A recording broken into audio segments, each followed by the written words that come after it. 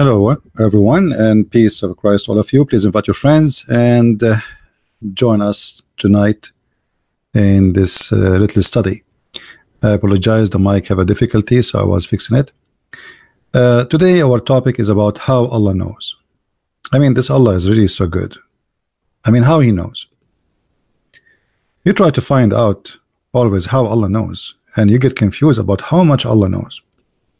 So today we have another what the Muslims claim it is a scientific miracle. Allah knows everything. I mean, we have to face it. And the reason I chose this topic today about the atmosphere, because a Muslim, he wrote to me and he says, how come Allah He knows about the atmosphere? So I said, really, Allah He knows about the atmosphere? He said, yeah. I said, okay, let us see if Allah knows really about the atmosphere. All those things we see in the front of us, they are nothing but fictions and lies. But as long this Muhammadan, he choose for us the topic that he believed that Allah spoke about the atmosphere, then we have no choice but to talk about the atmosphere.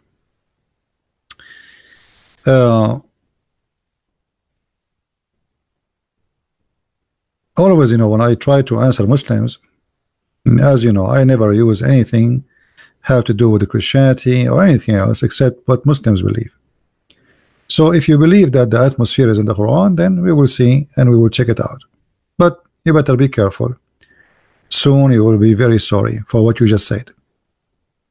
Muslims, when they try to make or fabricate a miracle, not only they make people not to believe in Islam no more, but they give us a clear proof that Islam cannot be from the true God. Because why somebody would love to lie in order to make his religion look good? I mean, we are talking about people who supposedly they are religious, and religious people supposedly they are people of decency, but not in Islam. And this is a clear evidence that Islam is a satanic cult. In front of us we have this article here, the Earth atmosphere. Modern science has discovered facts about the atmosphere mentioned in the Quran over 1400 years ago. That is in the Quran, my friend. I mean, what you can do? That's it, face it, live with it. And here they quote for us verses from the Quran. By the sky which is returned. By the sky which is returned. That is the atmosphere. Chapter 86, verse number 11. All right. Let us go to chapter 86, verse number 11.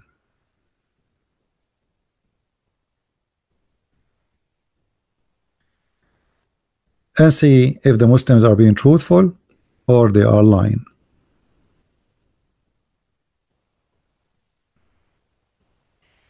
This website is owned by the Jordanian government, so sometime it works, sometime it doesn't. The same as the King of Jordan.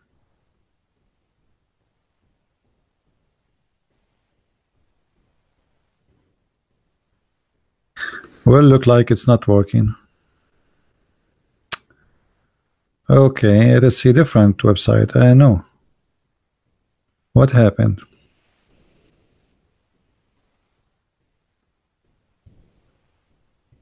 All right. Well, it's a Jordanian website. What you expect? Let us see different thing. Something hosted in America but owned by Muslims.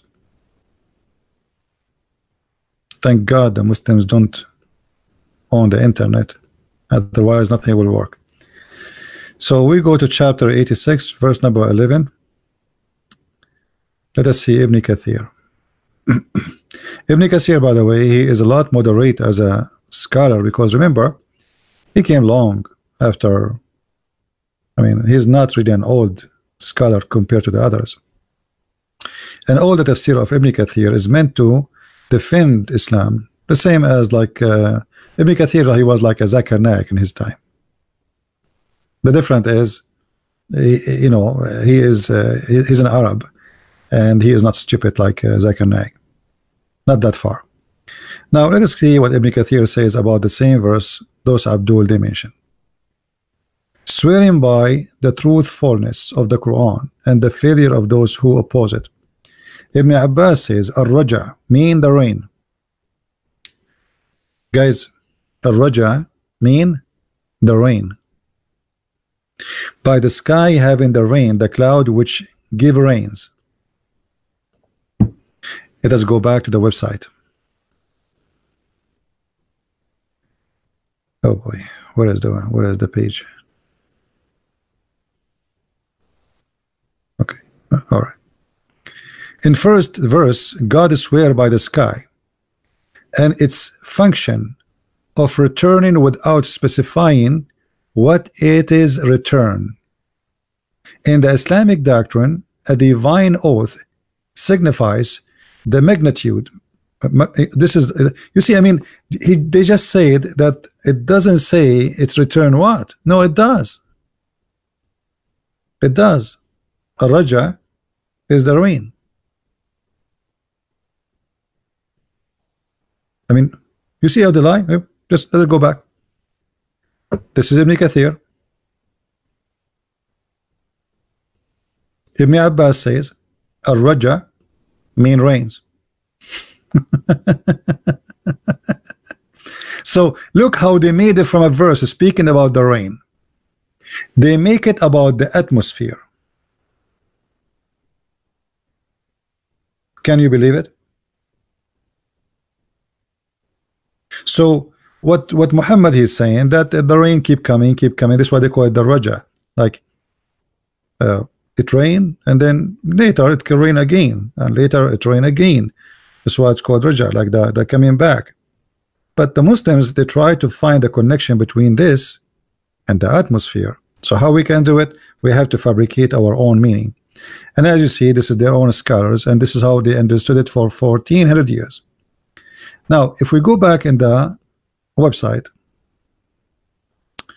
here they start giving you about the atmosphere and the scale and the graphic and etc.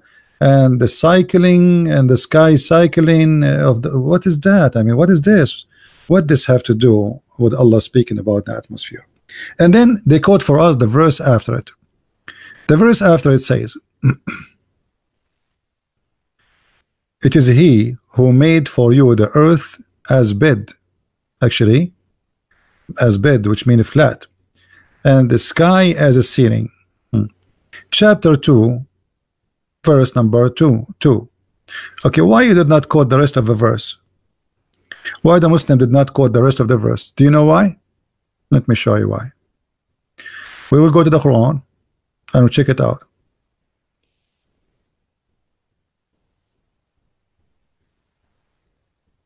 I mean, the Muslims, I saw one of them saying that the Christian Prince, he don't even read for you the verse before it and the verse after it. My friend, you can read 10 verses after it and 10 verses after before it, and still you cannot answer me. But here the Muslims, they are quoting even the same verse without quoting the verse. They quote a line.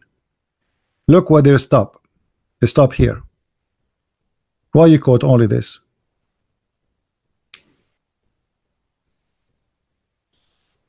Why you say, why you see why you did not quote the rest, guys? Because that confirmed that this is about the rain. Because they were trying to convince you that the other verse is speaking about the cycling and how the atmosphere work, and then we find that this verse they are quoting is speaking about the rain, and that is not suitable for them, so they cut it off. But here, look at this.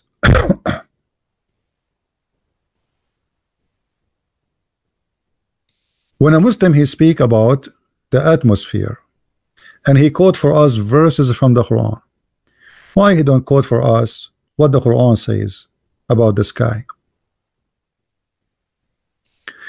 Let us see what the sky is about. But let's see first if they have more verses to debunk before we continue. Are those the only 2 verses they have? Let us see. Yeah, look like they are the only. So from those 2 verses who speak nothing about the atmosphere, they made the atmosphere in the Quran. All what they are speaking about, they speak about the rain. Both of them, they speak about the rain. And we showed you the reference from their own scholars. Now, I want to help the Muslims about the atmosphere. Look like it's not working for them. In different website, actually, the Muslims, they have this. And here you notice the Muslims, they choose different verses to talk about the atmosphere. Isn't it funny? The first website we showed you, they were quoting for us different verses. If you remember here, they were quoting for us chapter 86, verse number 11, and chapter 2, verse 22. In this website, they are quoting for us chapter 2, verse 29, and chapter 41, verse number 11 and 12. What happened? It is He who created everything on earth for you, and then He created His, He directed His attention. Look at this. Look at the fabrication. His attention up to heaven, and arranged it into 7 regular heaven. He has knowledge of all things. Okay. So chapter 2, verse number 29 is speaking about the atmosphere. Do we have any Muslim in the text he agree with that? Do we have any Muslim?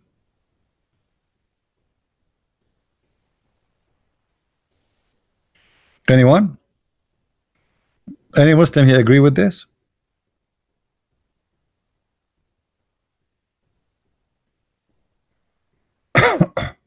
Who is a Muslim agree with this before we continue?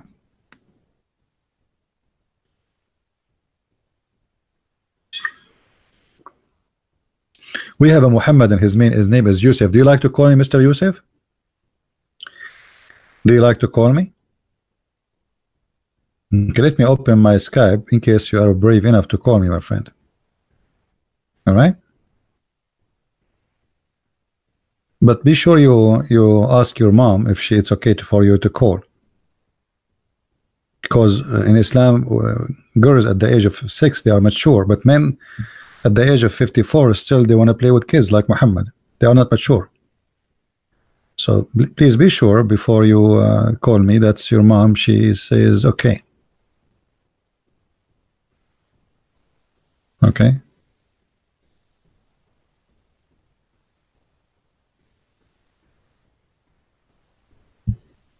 All right, my Skype is open if you like to call me. Any Muslim willing to call me? All right, look like Muslims, they don't dare to call me. We continue. So look here at this fabrication. Do you see how stupid this is, the statement here? The Muslims, not only they showed us that the Quran is stupid, they proved to us that they are not decent to be trusted ever. Let us go to the Quran, chapter 2, verse number 29. And remember, here they are saying that chapter 2, verse number 29, and chapter 41, verse number 11, 12, is speaking about atmosphere. But let us read the article first before we go and jump into conclusion. The word heavens, which appear in many verses in the Quran, is used to refer to the sky above the earth, as well as the entire universe. Given this meaning of the word, it's seen that the earth's sky or the atmosphere is made of up 7 layers. This is what the Quran saying?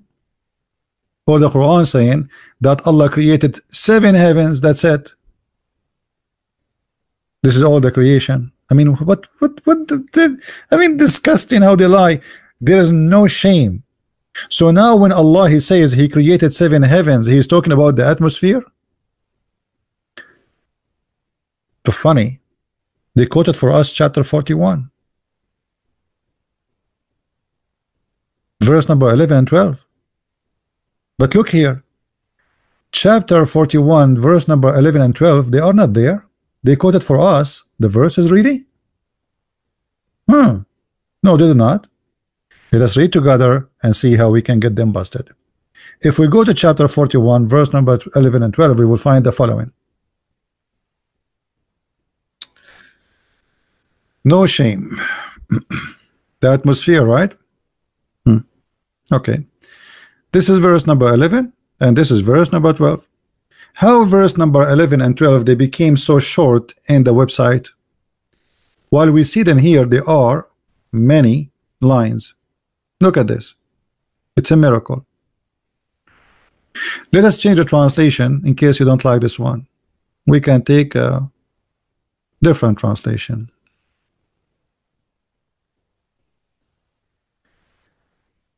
Chapter 11, chapter, sorry, 41, verse number 11.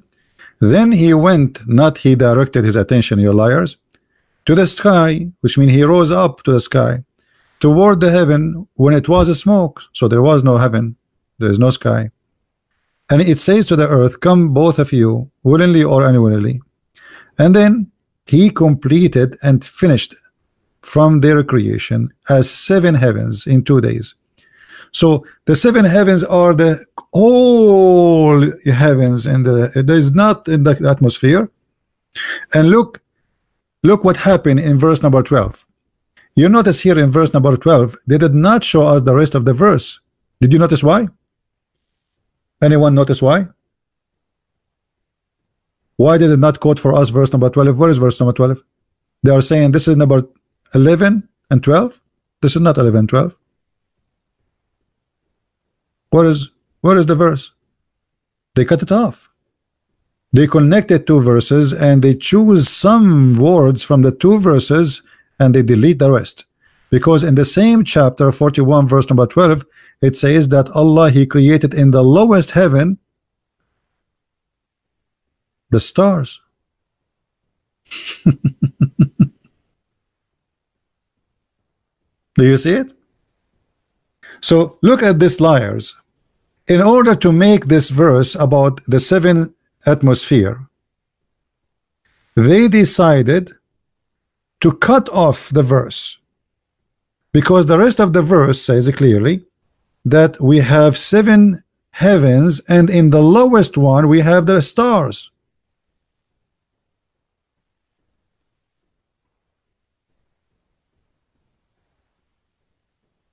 What do you think, Muslims? Why we lie in order to fabricate a miracle? So now a person who do not know anything about the Quran, he will think, okay, well, the Muslims are people telling the truth about the religion. And here we go, they are quoting the Quran for me. He will not go and check the Quran. And they are saying here, chapter 41, verse number 11 and 12, but this is not verse 11 and 12. Where are they? Where is where it says Allah, he put in the lowest heaven the stars? Where is that? I mean, and then look, they start saying, well, let us count, brother. Atmosphere, stratosphere, manosphere, thermosphere, exosphere, 7, brother. But the Quran said that Allah created the stars in the lowest level. So if this is about the atmosphere, that means the stars in the lowest level of the atmosphere. So my friend, can we ever trust a Muslim teaching us about Islam?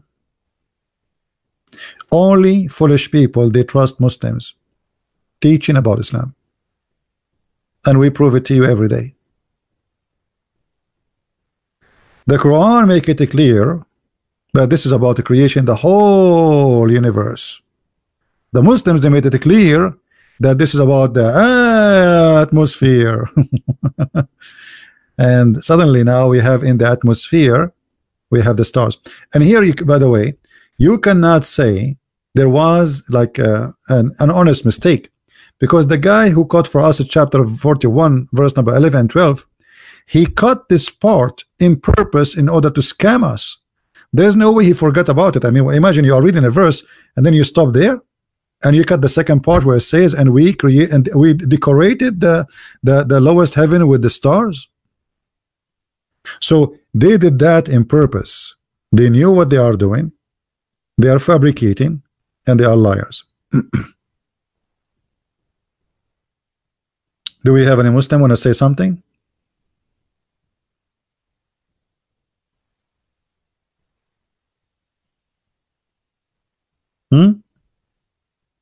So here we notice that we have a problem with honesty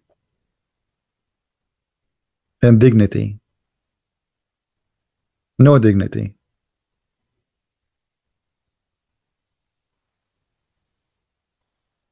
Ask yourself always, if Islam is a good religion, why the followers of this religion, they are lying to us, why they are fabricating miracles. It doesn't make sense.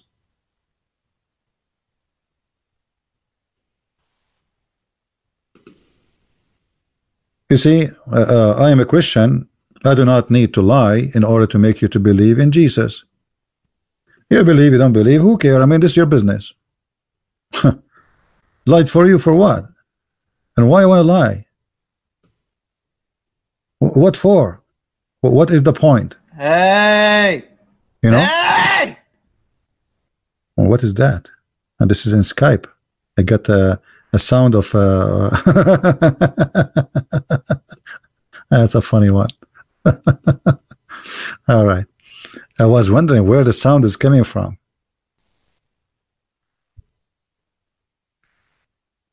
I think this is an animal was converting to Islam.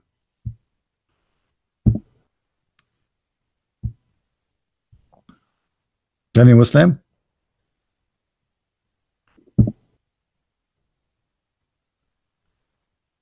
Why they lie?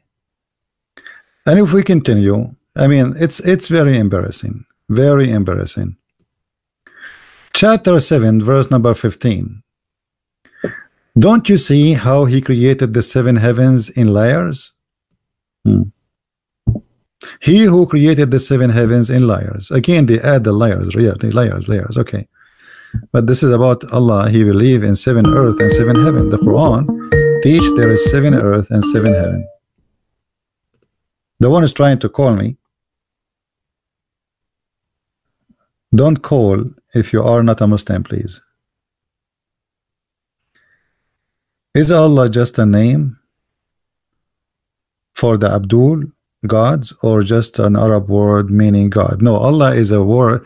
Allah is not a word meaning God. It's a name, but it's contained 2 words. It contains 2 words, and we explained that many times.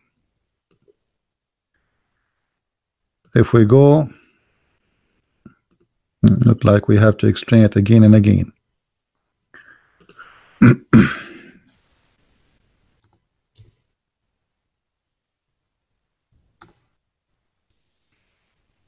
Don't text me, my friend, in Skype. You can ask the question in the chat in YouTube, so I can focus only in the chat. If you text me in Skype, I will block you. Please be careful. If everybody texts me in Skype, that's endless.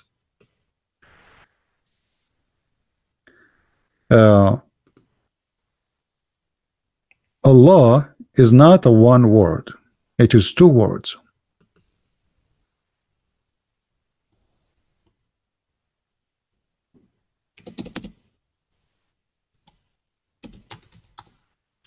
It is Al-Lah. Al is a word meaning God in the ancient Hebrew and the ancient Aramaic. This is why if you go to the name Baal, the god of fertility, it ends with a Al. Baal. All right. If you go in the Quran and you look for the 3 daughters of Allah, you will see that their name is Al-Lat, Al-Uzza, and the Manat, because it is the death one, does not have Al. Uzza.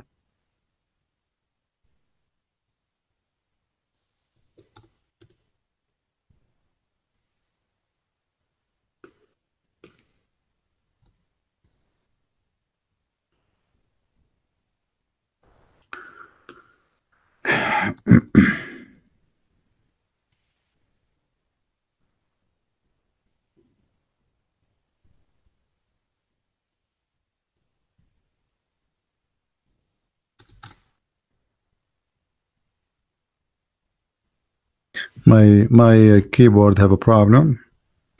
I'm looking for one.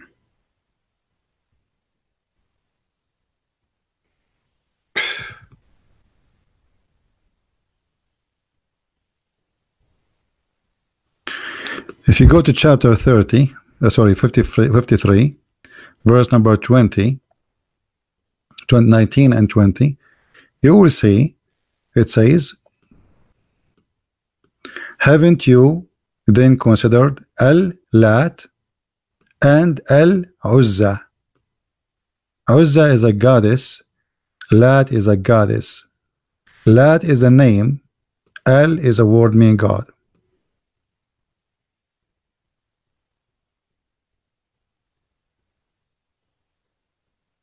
I do not need to call you after screaming. Don't force me to block you. If you have a question, post it in the chat.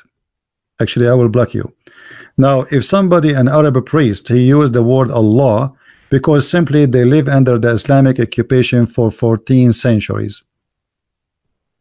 In the Hebrew or in the Aramaic Bible, we don't have Allah.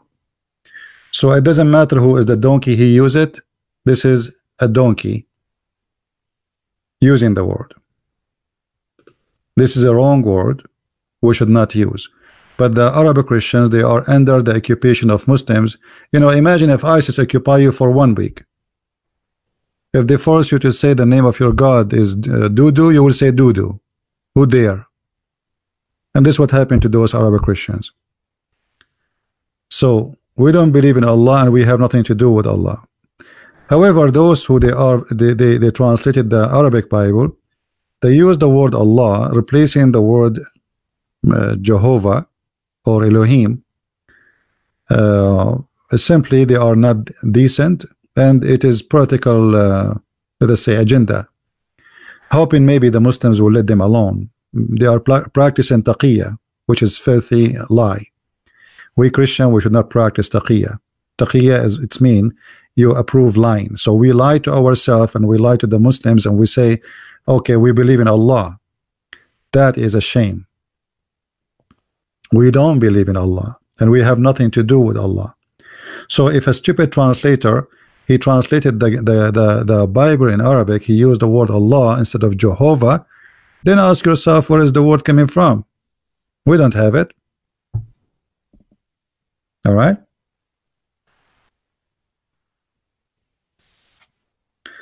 Anyway, translation is a translation, right? The same as the Muslims. If you go right now and you search in the Quran, you will find the name Isa, but in the English you find the word Jesus, but there's no Jesus in the whole Quran.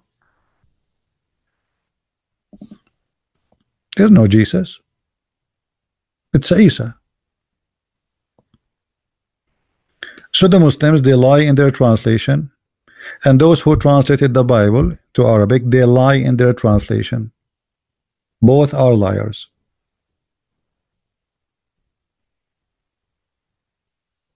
All right. And I call them donkeys.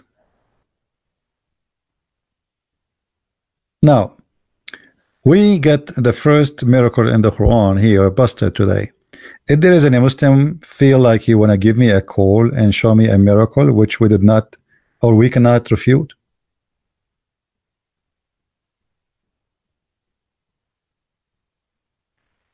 The word the abd is coming from the word slave. Usually it's a black slave. So those who want to humiliate themselves, like, you know, you say Abdullah, supposedly you are making yourself equal to a black slave according to that, you know, mentality. And here you are not a slave of anyone except supposedly Allah. So you make yourself equal to a black slave. All right. But the word abd mean a very dark person, man. This is a word they use it for the captured slaves from Africa. They are abd as a black and abd as a slave, which mean it's a word mean two things in the same time.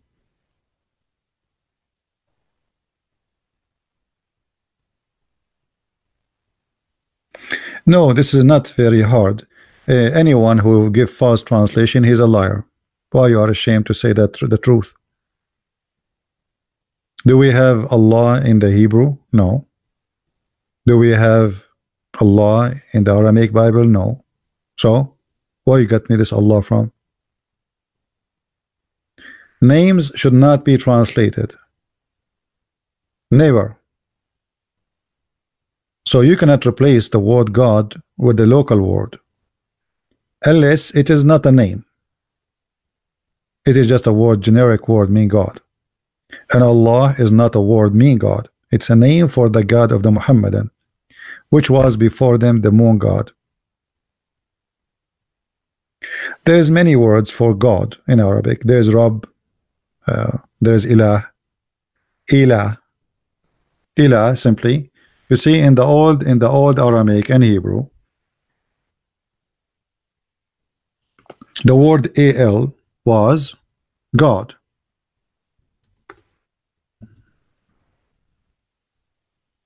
Then by time the word al transformed into el.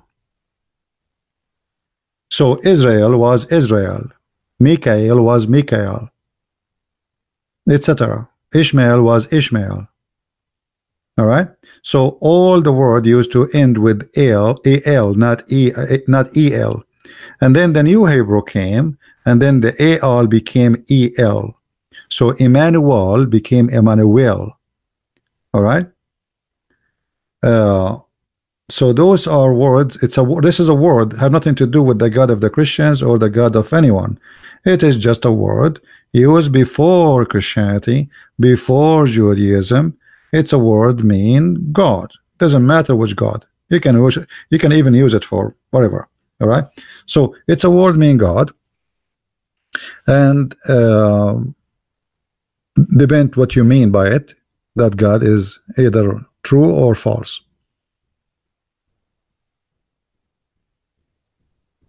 All right. Yeah, exactly as you wrote it. R-E-D. Israel. And by the way, by il and al, we were able to discover that Muhammad is a liar. Anyone knows how we know that Muhammad is a liar? If you ask any Muslim, what Ishmael mean? They do not know. Okay, look at this. Jibreel. Okay, what Jibreel mean? They don't know. They think it's one name. The fact it's not a name. It's a sentence. But because Muhammad is stealing names from other belief, he added to his own cult, but yet he cannot tell them what this is mean. Israel, what Israel mean? They do not know. They don't know. What Allah mean? They don't know. What Mikael mean? They don't know. What Abraham mean? They don't know. They don't know. For all those names are a theft. And when you are a thief, you know nothing. You don't know your God. Like imagine you are a thief. You stole a bicycle, or you bought a bicycle, stolen one, and the police stop you. Says, "Where you get this bicycle?" I don't know. How much the bicycle? I don't know. So it is a theft, and this is why they know nothing. What Maryam mean? Look, all the names. What Maryam mean? They don't know. What Isa mean? They don't know. They don't know. They know nothing. For all of this cult is a collection of theft. Same time, remember the Muslim, they say Allah have 99 names, correct? Okay, none of them is El. So why Jibreel? This is the Jibra, the one who belonged to El, but the 99 names of Allah, none of them is El. So how does this guy Jibreel belong to Allah? Israel, Mikael, Israfil, those that belong to the God El. Okay, who is El? There is nothing in Islam El. We go back to that topic. And by the way, I have my left ear, I have infection. I look like I took a shower and it's blocked by water, you know. So I hope will go soon. I will read Quran today because Quran is very good for plumbing. Do we have any Muslim want to say something to us?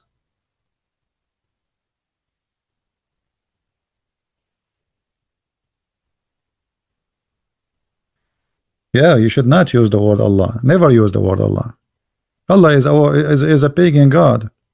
You see, this is what happened in the world of political correctness. Nobody is decent. Nobody want to be truthful.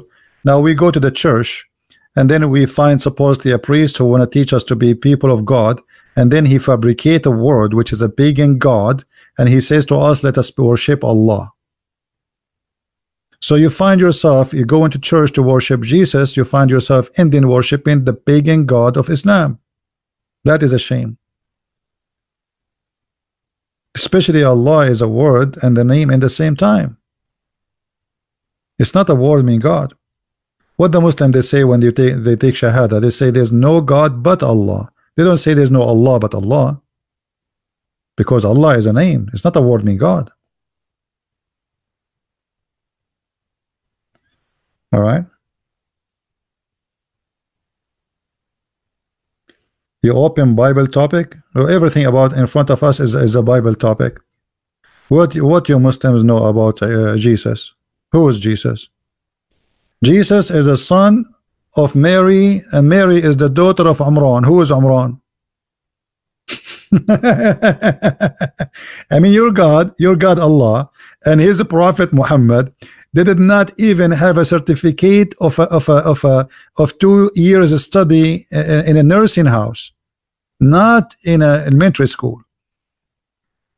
Who is Mary, the daughter of Amran? Who is Amran? And then Moses is the son of Amran, and Aaron is the son of Amran. And then we find in the Quran it says that Mary, she is the sister of Aaron.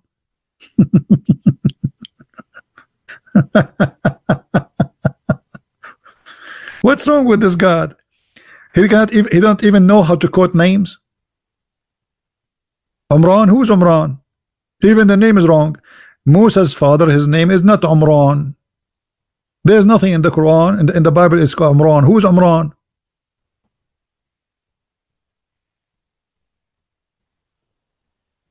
Do we have any Muslim who would like to give us a call?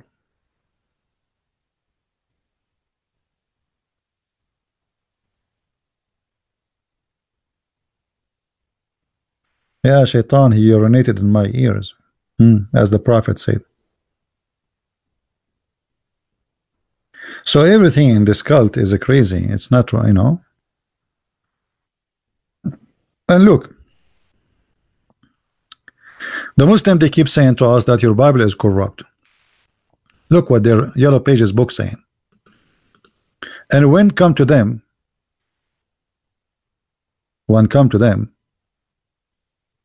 a book which supposedly the Quran from Allah, confirming what is with them.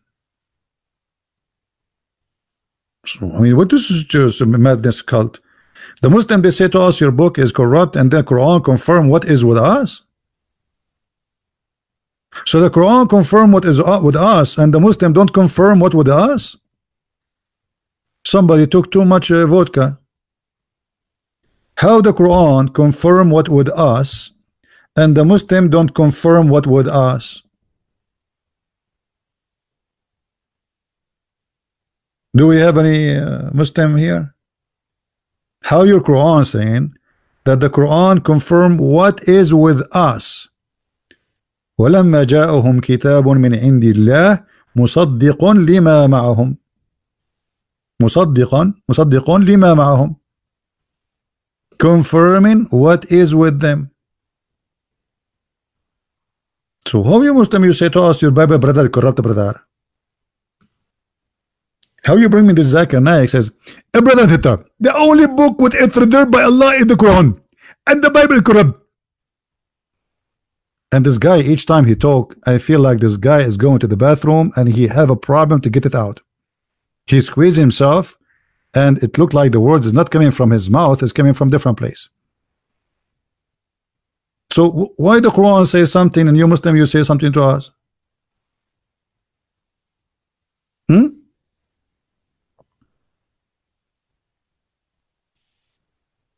Hello? Which one of you is the truth, telling the truth? The Quran, Allah, or you Muslims, or Didat, or Zakir Naik?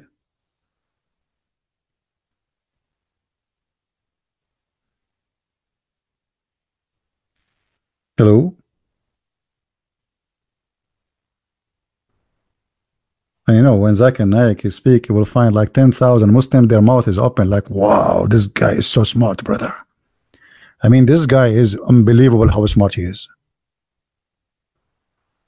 And I cannot forget when a woman, an Indian woman, she asked him, why in Islam there is no woman, she is a prophet. That is what really hurt. I mean, this is a shining moment for Zakir Naik. I mean, his intelligence here was shining. He looked at the girl and he said, sister, first of all, let me confirm to you that in Islam we don't have a woman, he the prophet. And there is a logical level for them. If a woman to become a prophet, they have to do wudu. And if you do wudu, they have to do. And they have to pray in the front of the congregation. And if they pray in the front of the congregation, the Muslim, they will lose their contention and they will not look at Allah and the and they will look at her earth.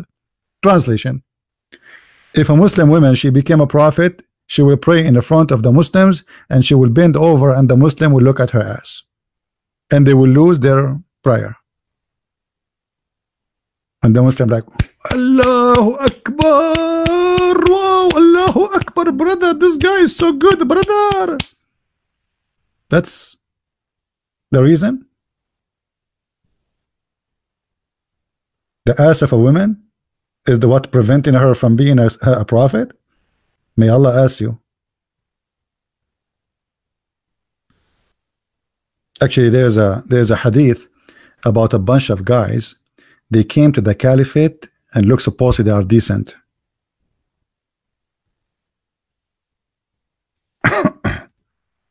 Decent, huh? Between two brackets.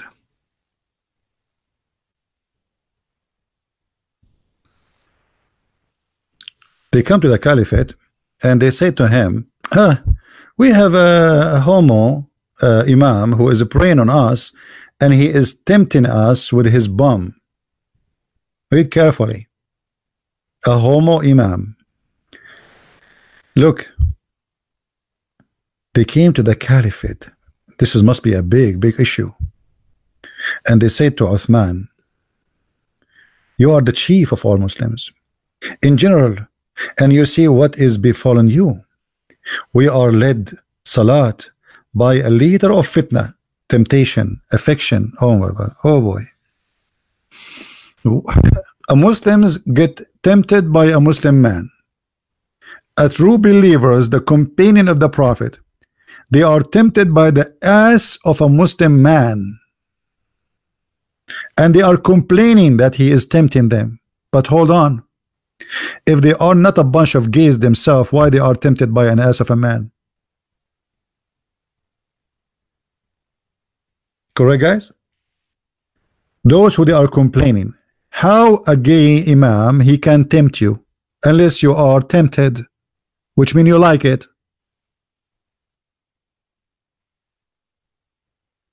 Are you getting my point? Like if I say this woman is tempting me, it's mean I like, you know, I like women, obviously. I mean women. So okay, women. But a man, he is tempting men, all of them. How they get tempted? The Muslims, what he was doing exactly? He was putting his finger in his mouth. Well, what he was doing exactly? I mean, what is that?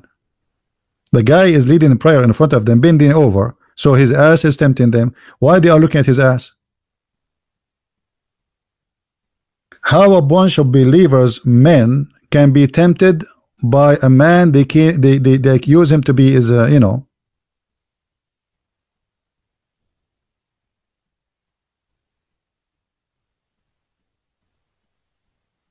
Any Muslim? Hello?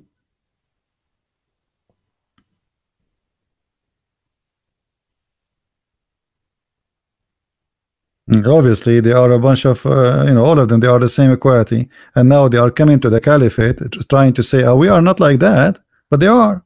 And then the caliphate, he says, so what? Do, pray behind him. And then they said, look what they said at the end. Because the caliphate, he says, still pray behind him.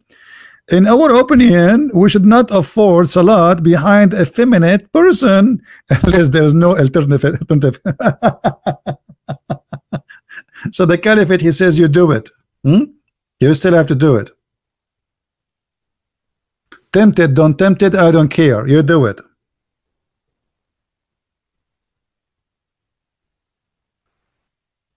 So now, like here, we're trying to understand when the Muslims they fabricate those scientific miracles in the Quran.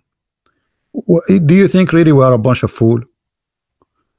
I mean, people are laughing at those miracles. Not a single one of them is truthful. And we are here to challenge you to prove to us one of them to be truth or truthful. Just one. I mean, come on, not even one. You have like hundreds. I saw a video, a woman, she was saying that Allah, he spoke about the concrete. Satellite dish, concrete, cell phone, spaceship, you name it, all in the Quran, brother. All in the Quran. Any Muslim want to say something?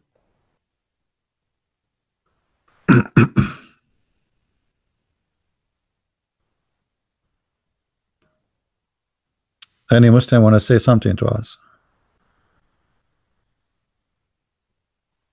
Yeah, spaceship. Well, when you are desperate, you fabricate anything to convert people to your cult. If you go on those websites,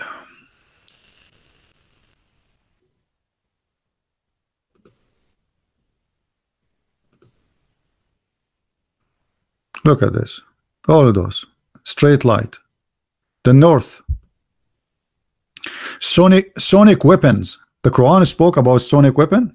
Oh boy, I don't want to read this one. This is very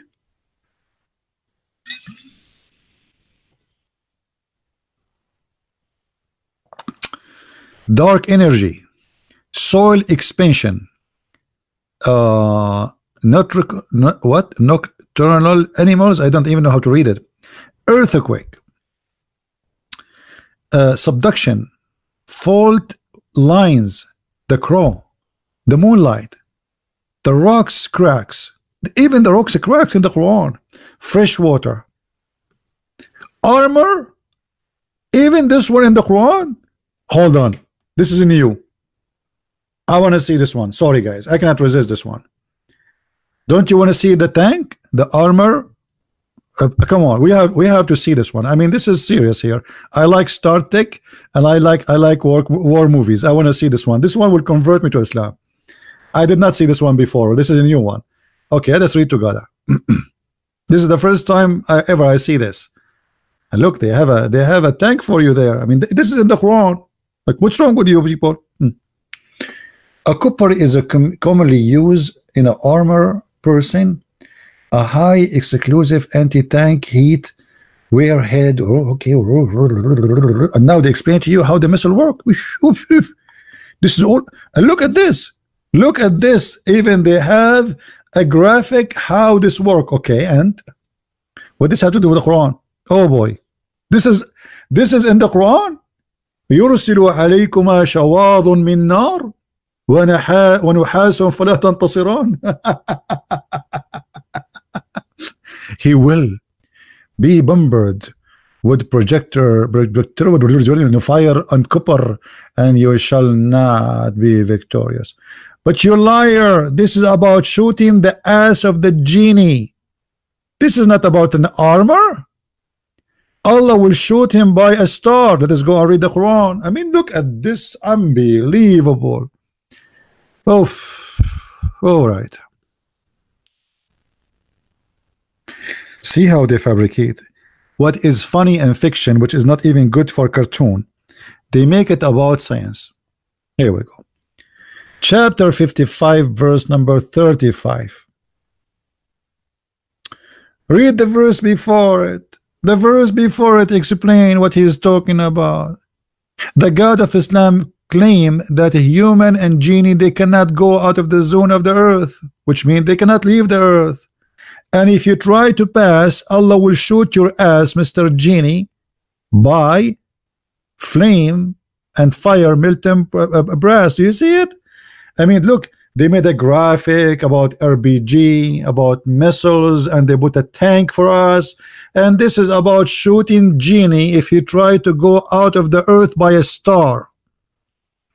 In different verse in the Quran it says the following: not by missiles. The missiles are stars specifically.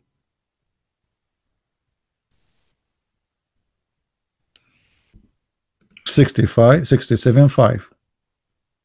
And indeed we have adorned the nearest heaven with lamps, and we have made such a lamp as missiles to drive away the shaitan. So you made a fiction that Allah he shoot the ass of shaitan by a star. You make it about tanks. This is what Allah is talking about. He is shooting RPG. He's shooting a star.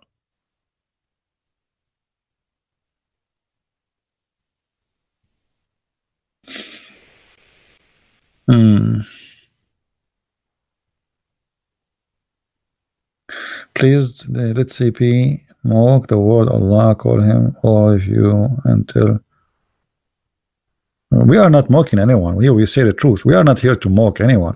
We are just sharing the truth. If sharing the truth is a mockery, this is your business. We are not mocking. We are just getting liars busted. Look, what is fiction? They make it about tanks, science, degrees, brother. It is a brother. Contrary to popular belief, heat rarely reach about 600 centigrade, brother. What this have to do with the verse?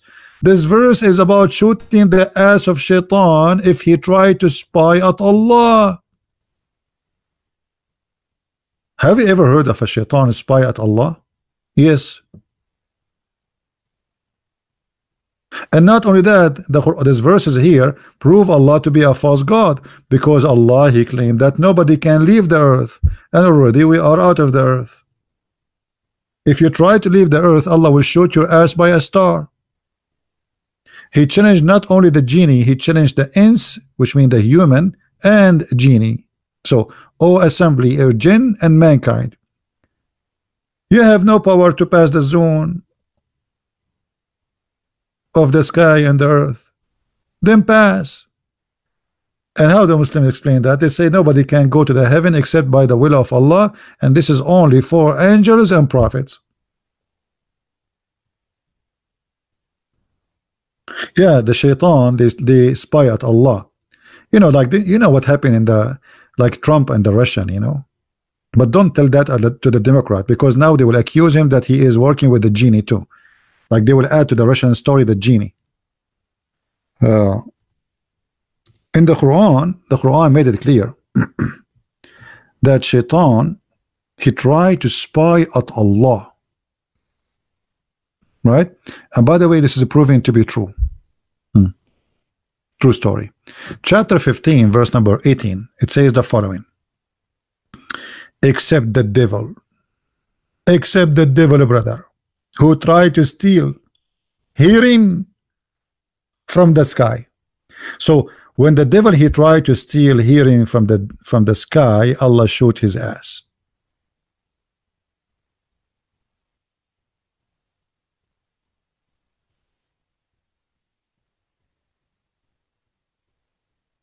Any Muslim have a comment? So what is fiction about shooting? And by the way, why you need to shoot shaitan, who Muhammad is said he sleep in our nose by a star? I mean, to kill a mosquito, you need a star? How shaitan sleep in our nose, go inside the anus of the Muslims, and yet we need a star to shoot him?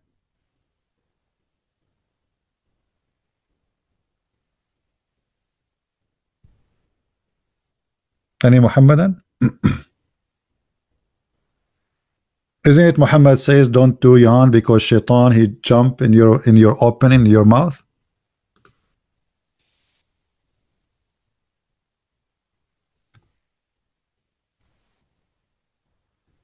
Which by the way proving to be truth. I mean, absolutely proven. I mean, science. All of those things is scientifically accurate.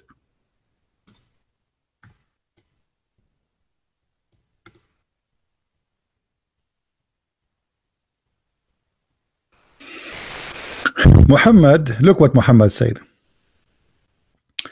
The Messenger of Allah said, the sneeze is from Allah. Okay. Okay. Bomba, take it easy, my friend. The sneeze is from Allah and the yawning from shaitan. So now we have definition.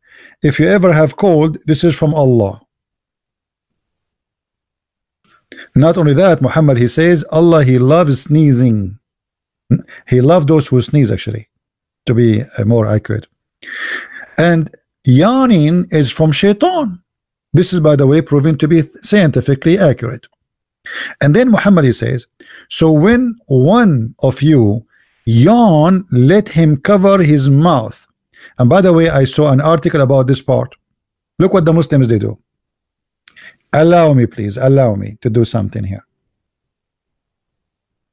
Can you allow me to do something, please? Okay, let us do this.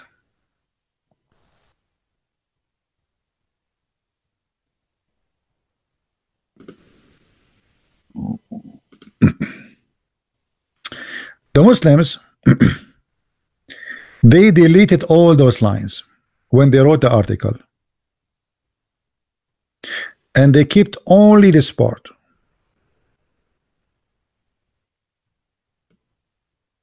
So all this part here is deleted.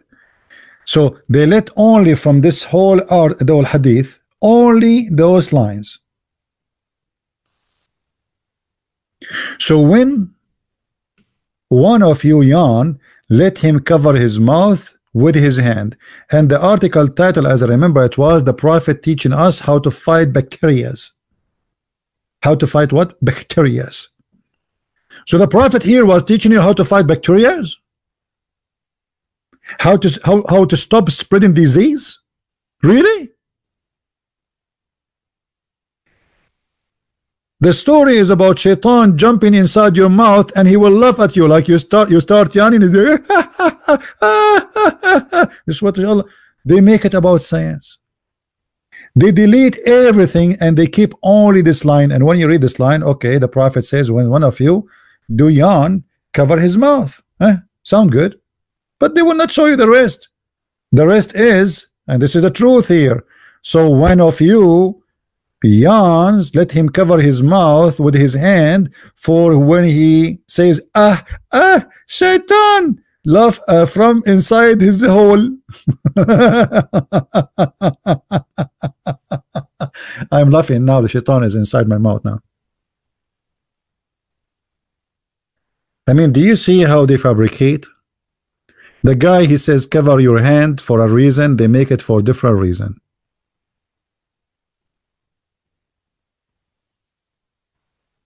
Unbelievable. No, but there's many naive, Western American, they see, they are reading an article, they don't know, they can fool them. There's many people get fooled. My friend, deception is nothing new.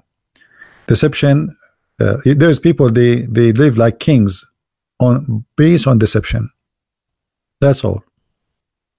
There's things you do in your life every day because people, they fool you. They make you buy things you do not need. You lose your money, somebody else get rich. They make you eat something you do not need to eat, go somewhere you do not need to go. All is based on deception. So controlling the mind is an old game. Evil people, they do it always. This is nothing new. It's not only about religion, it can be about many things. How we can control the mind of a human being. You see, all countries, they have special departments, intelligence department, and those departments, they make a study and research about how to control the mind. How to control the mind, which means we can make election happen and we make somebody win by controlling the mind of people. We don't go and vote for you. No, we make you vote as we want you to vote, without holding your hand, without telling you even what to say. So satanic methods is adopted even by science to control the mind of a human being. You see, most of the commercial you see in TV, those are not just commercial. Most of them, they try to control your mind to make a purchasing. How many women they buy brand purse? Why? Because they control your mind, but that if you don't wear a brand, you are not good. You aren't qualified like others. You are not good enough. So the poor you, they control you, and then you go, you work like a donkey to buy a shoe for a couple of hundreds of dollars, which did not even cost them $10. And you buy a purse which cost you $2,000, but it did not cost them even the price of the plastic in the back. That is a mind control. And how many in this earth are under the control of others? Islam is the same. Demonic, evil, trying to control your mind. And many of us, we are naive. We are decent. You know, the problem sometimes decency have a price that somebody else can use you. So the Bible says, be decent, be like peaceful, like the dove, but be smart like the snake. Be wise. When the Muslims, they made those articles, they knew between those there's many naive, and we can't fool them. And this is what we are doing here. We are trying to fight your, you know, your ignorance about this cult, so nobody can fool you. And by the way, as I said, this is not only in religion, this is happening in everything. The face on the moon and the face of Allah. I'm trying to follow, guys, with you in the text, but the text is moving fast. Let us see here.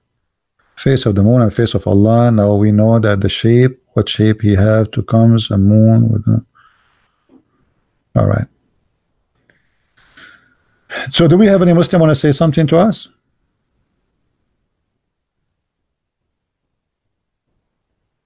And by the way, all cult leaders, they share one thing. They want your money, and they want to sleep with women who follow them. All cult leaders. Go, like right now, you can search in Google. You have the biggest search engine ever exist. You will find all cult leaders, with no exception. They sleep with women who believe in them as prophets.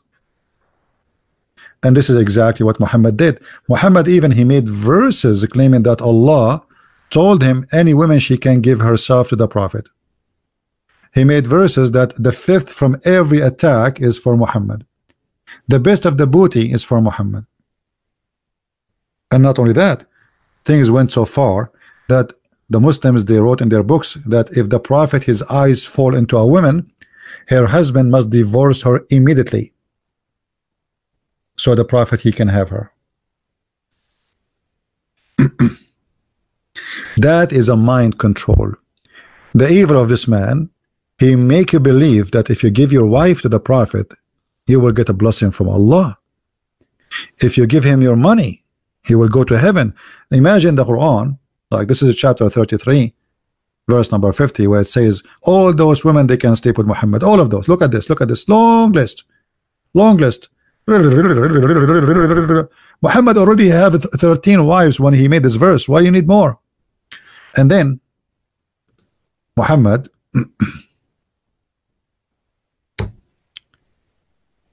he go far with his madness that you cannot, if you want to go to Allah, heaven, well, give him a loan. I mean, have you ever heard of God, he need a loan? And if you give Allah a loan, Allah will double it for you and he will forgive your sin. Chapter 64, verse number 17. Isn't it obvious that this guy is a scam? So if you are rich, you go to heaven. You should give Allah, give Muhammad the money. Okay, you have a corner lot in the heaven.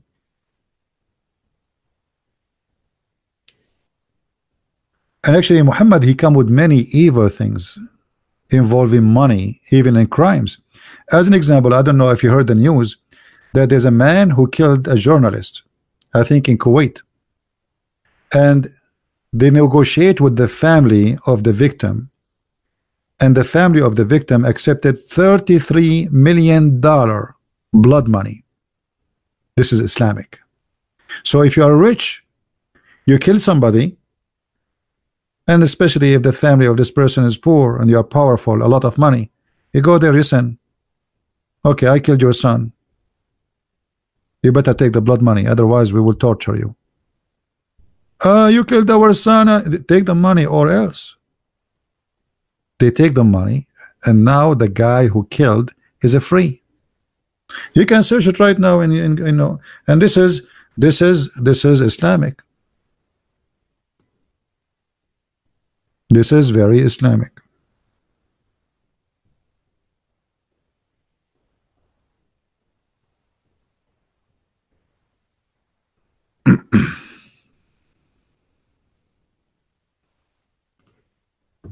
Extremely Islamic.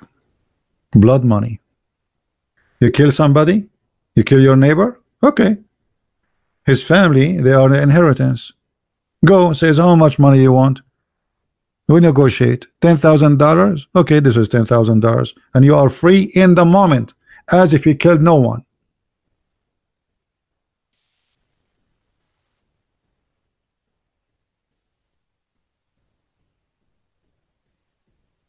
And imagine the guy, he killed a journalist in TV, famous one, and he is rich. They paid the family $33 million. Let me search for it. Hold on. Everything for sale. Imagine what this victim in her grave, she will say to her family, what a shame. They sold her out. The guy, he killed their daughter. You take $33 million and you let the killer go?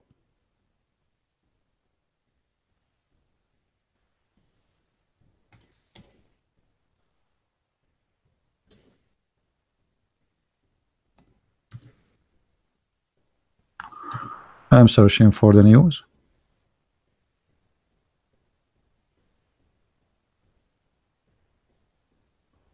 To see if we can find it. This is today news, actually. I saw it. Actually, even like, you remember Khashoggi, the guy, the terrorist who used to live in USA, work in Washington Post. Here we go. They paid $70 million to his family. $70 million. And now the one who killed him, they will not be executed. They will go free. Because in Islam, if you are killed, the one who owns your blood is your family. If your family accept money, the killer is free.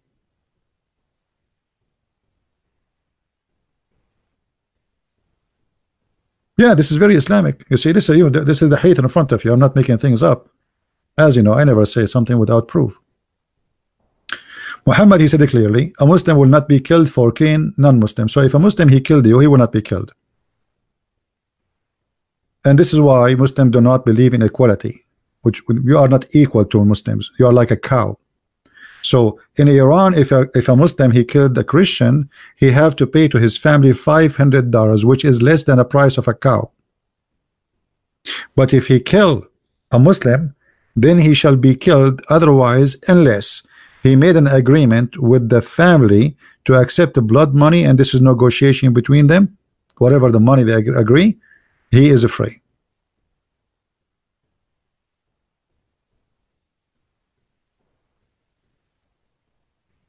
And you know, if you are a rich person and you have a lot of men, the one who can pay $33 million, I mean, can you imagine? The one who can pay $33 million, he can hire how many men to kill the rest of the family? So they can threat them, they can etc. accept the money we will give you or else. Right?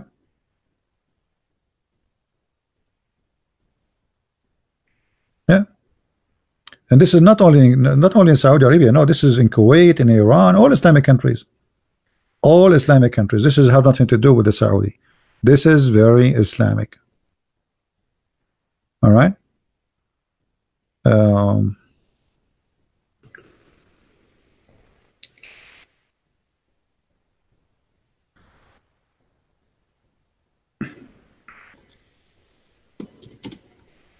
I'm trying to find the news.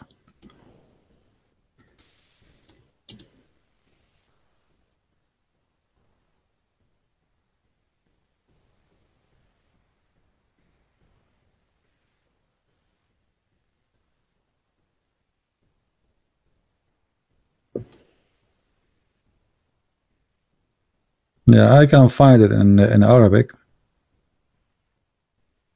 but not in English.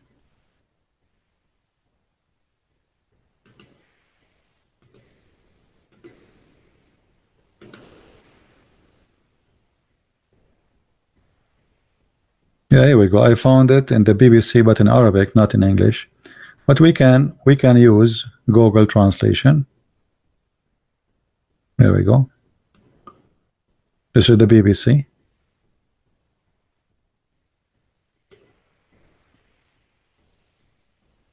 This man, he killed this woman.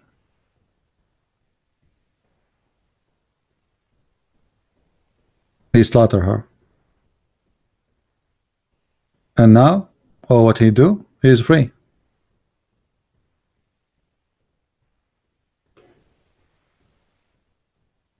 You can murder as much as you want, as long as you have money. You force the family to accept the money. You know, this guy, he have a tribe, big tribe. They are rich. And those family, obviously, they are no match. So you threat them. Accept the money or else. And okay, how much you want? We will give you a lot of money. Just let our son go. And their son will go free. Let me wait for you on the screen. There we go.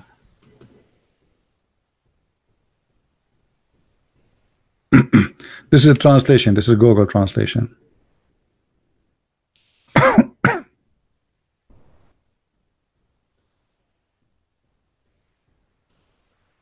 He killed this woman.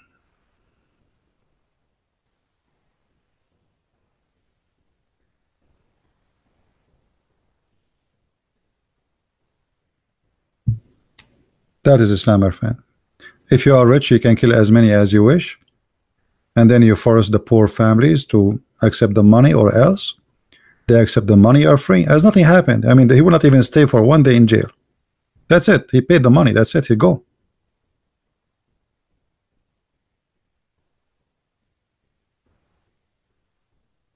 Yeah.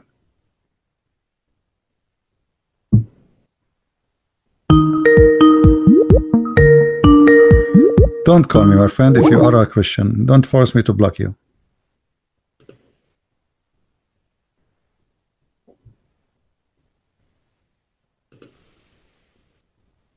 Don't call me unless you are a Muslim. You just cause yourself to be blocked.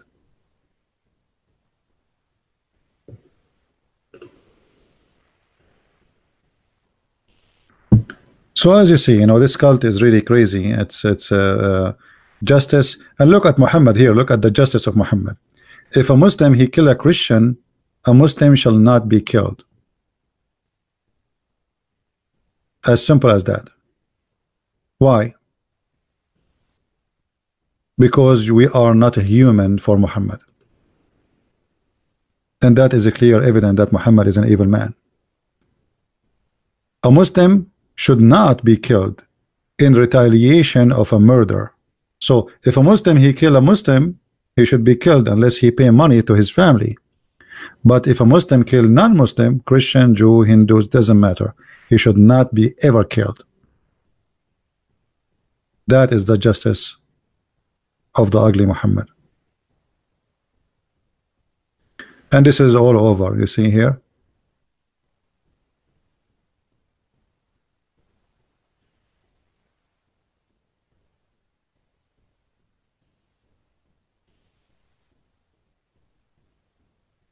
Any Muslim want to say we are lying? As you see, we show everything in the screen. Everything we have is in the screen. We don't make things up.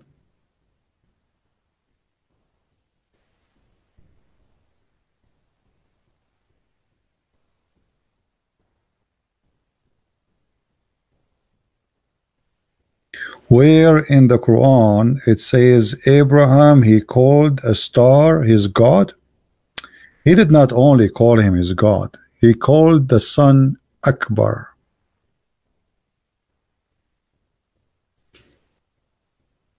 هذا ربي هذا أكبر. So first, Abraham, this is in chapter 6, he saw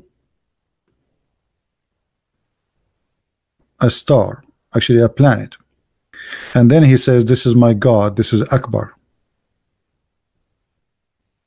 And then when the star disappeared, he says, I don't like the one who disappeared. And then he saw the moon and he says, this is my God.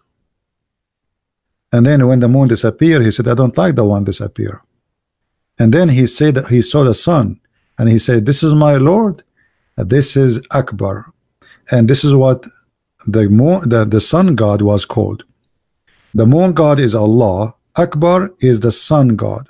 So Allah and Akbar is unification, is Tawheed between the moon God and the sun God. This is what Tawheed is, unification between the two gods, Akbar, the sun and the moon. The sun have sex with the moon and they have three daughters, Manat and Allat and Al-Uzza.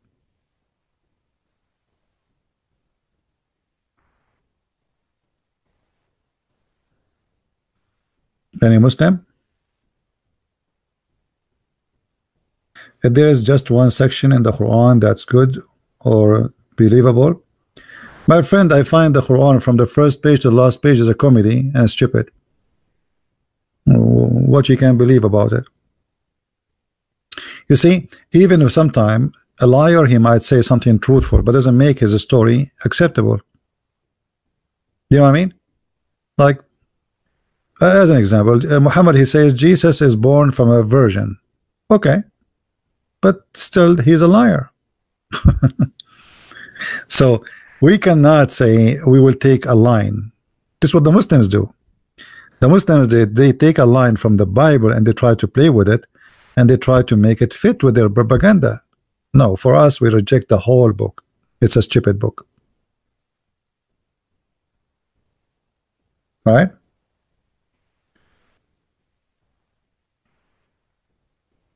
Yeah, Akbar, yeah. Yeah, you know, like you see the Al-Makkah, this is where the Al-Makkah is coming from, is the temple of the moon god. And the moon god is the ox, is the cow, the male cow. So this is why Muhammad, he said, when let me show you the hadith. Don't pray when the sun rises, for it comes from between the two horns of Shaitan.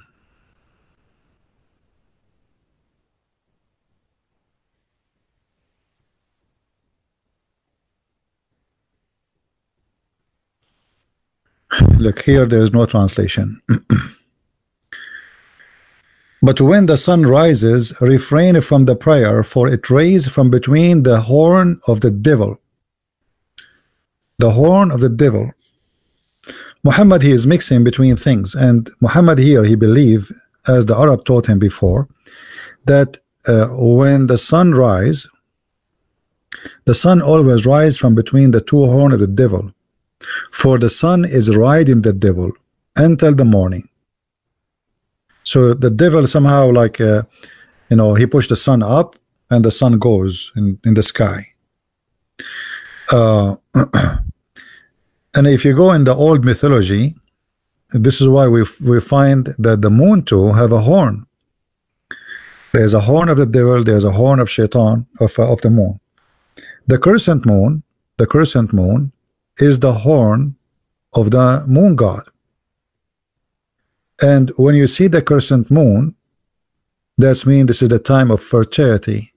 This is the time you should have sex. So those who worship Baal, they believe that when the moon is a crescent moon, that's because the god of fertility now is having sex. He's putting his horn up like he is horny.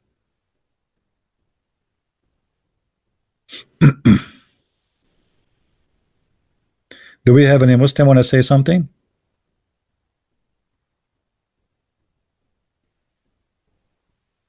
Yeah, actually, you remind me, as long as we're talking about this. The Quran speak about 7 earths. Allah, He created 7 heavens and 7 earths, or earth.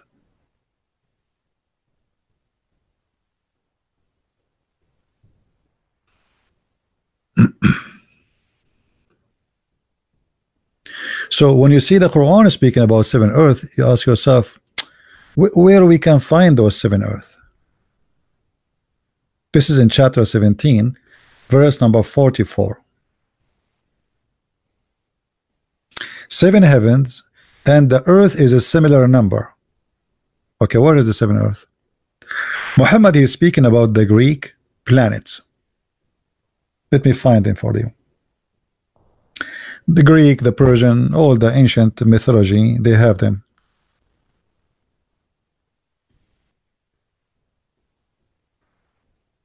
Give me a second.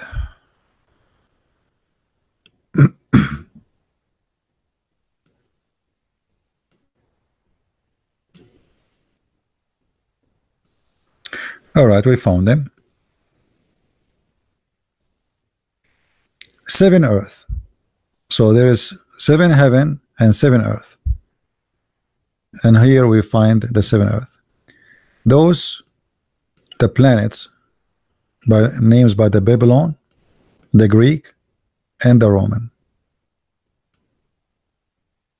So Muhammad here is taken from the Greek and from the Babylon and from the ancient, what they believe that there are 7 planets, and this is the only planet we have. So Muhammad, he claimed that Allah, He created 7 earth and 7 planets, 7 heaven, sorry, and 7 planets, 7 earths. Those are earths.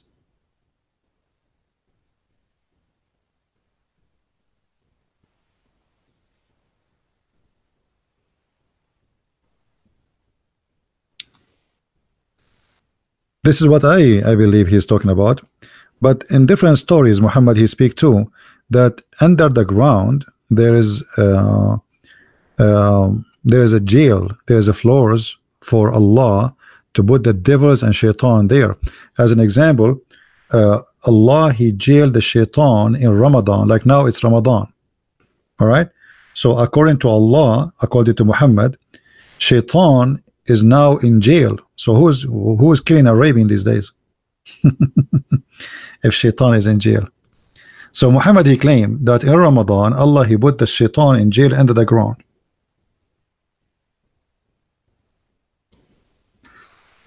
Let us see if we can find the hadith in English.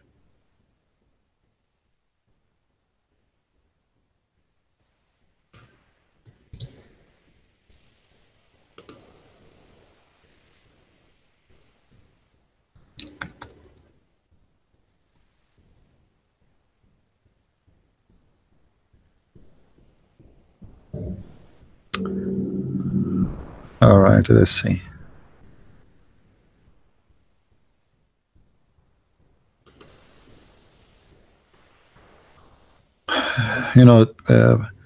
I wish you guys speak Arabic. That will make it easier for me, but what we can do, we have to look for it in English now, and then we have to collect the translation.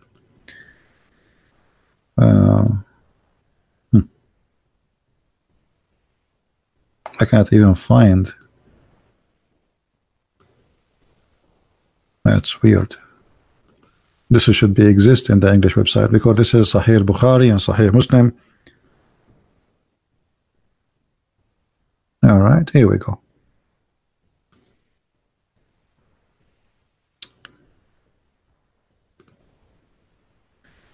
Muhammad, he said that when Ramadan comes, the gates of the garden are opened, and the gate of the fire are locked, and the shayateen are chained.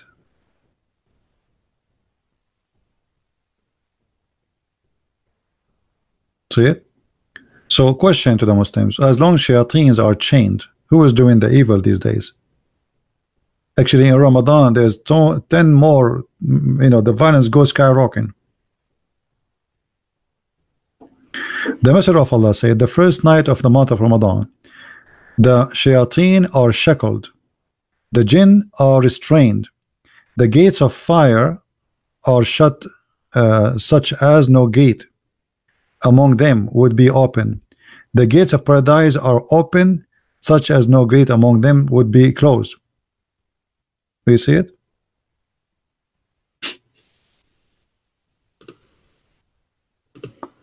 Islam is a collection of stupidity, and the more you read, the more you learn.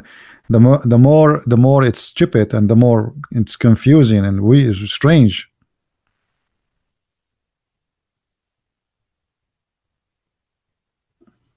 Do we have any Muslim feel like you want to call us?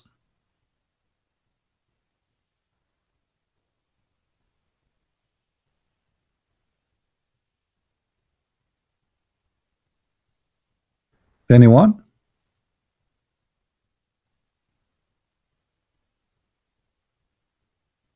If you remember, Muhammad, when he tells the story about Sulaiman at the end of the movie, he captured Shaitan and he put him in the chain, and he put him inside a rock, and he closed the rock by copper. You remember the Shaitan who came and he took his ring when he was in the bathroom? He took it from his wife at Jarada. He came to her in the look of Sulaiman. So she thought this is the real Sulaiman. He have his face, he have a look, he have his voice. So he took the ring, and then he controlled the kingdom, because the ring of Sulaiman is how Sulaiman he can control all the kingdom. This is what kind of religion we are talking about. A religion believe that if you wear a ring, you are the king. So if you watch Harry Potter,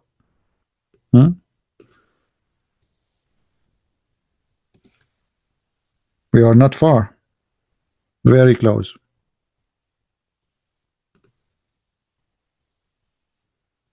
The ring. You remember the ring? Yeah. The ring of Sulaiman, the Lord of the Ring.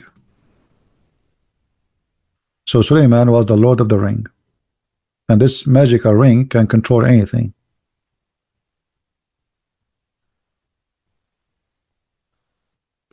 And yet the Muslims, they made for us articles about science.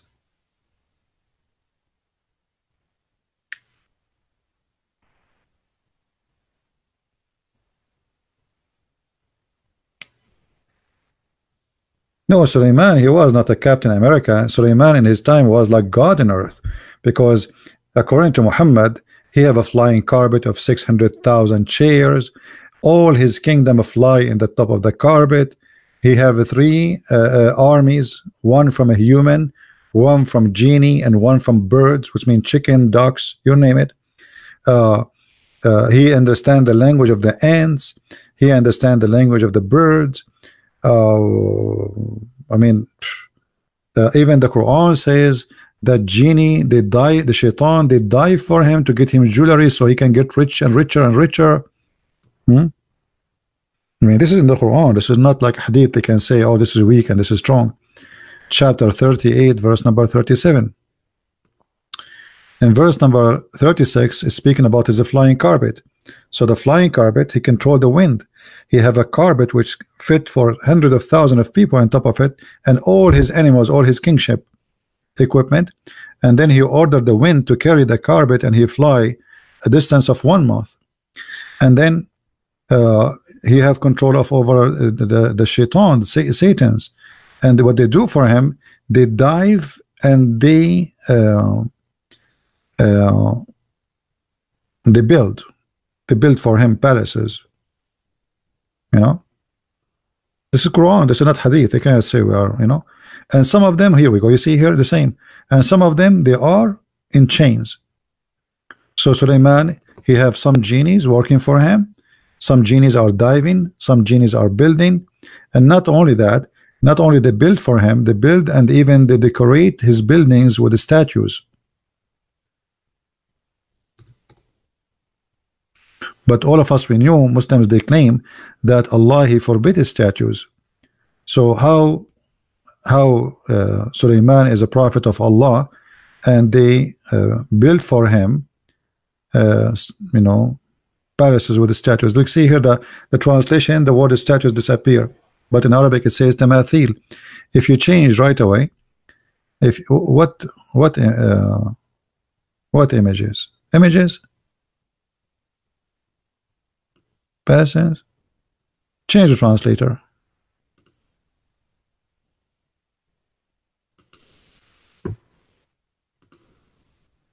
Look, we just changed the translation, statues. See?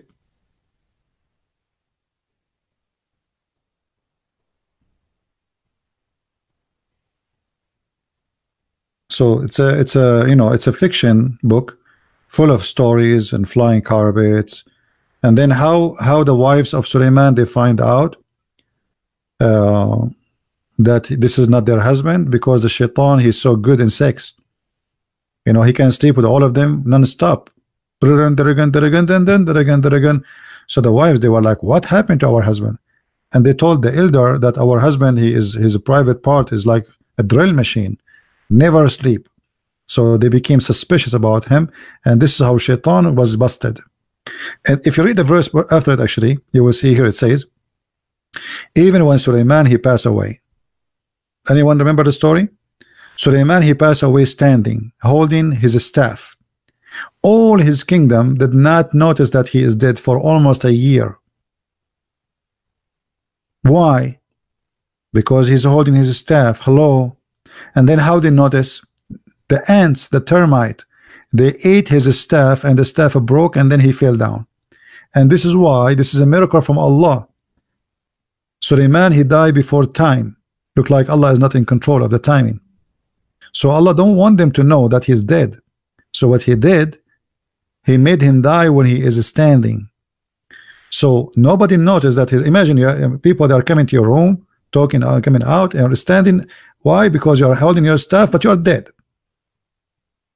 And then the termite, they are eating the staff. And then after like whatever, you fell down, and this is why how they notice that you are dead. And this is a chapter 34, verse number 14. Let us see if this website works now.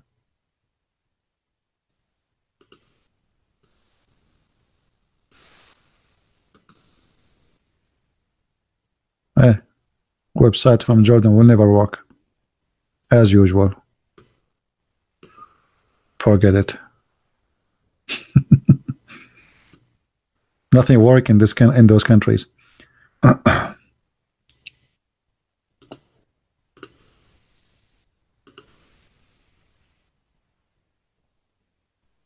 Okay, here we go. This is Ibn Kathir. This is Ibn Kathir. Let us read for you. Let us see if we can zoom in the text.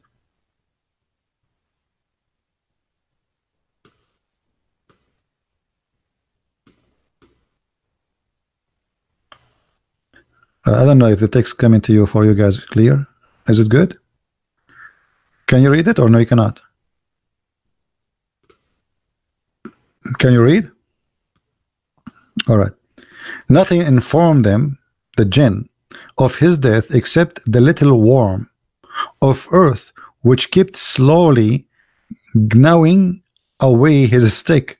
So when he fell down, the jinn saw clearly that he had known the unseen. Well, I mean, that's stupid. The termite, they ate his stick, and this is why they did not notice that he is dead. All right?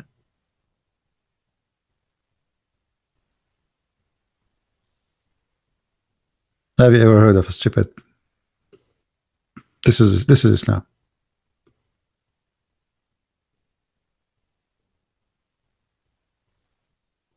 So the guy was dead, and he was standing, and nobody noticed that he is dead. His wives talk to him, he don't answer, nobody noticed.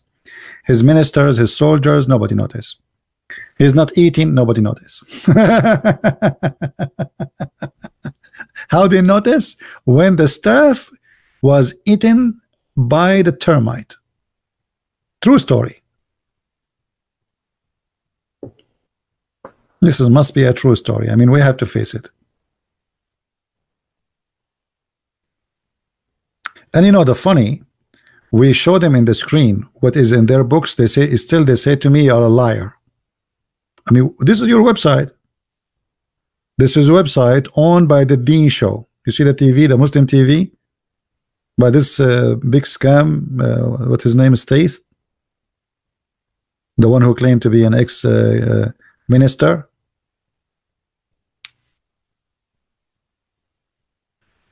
This is your website. This is Ibn Kathir. This is not me.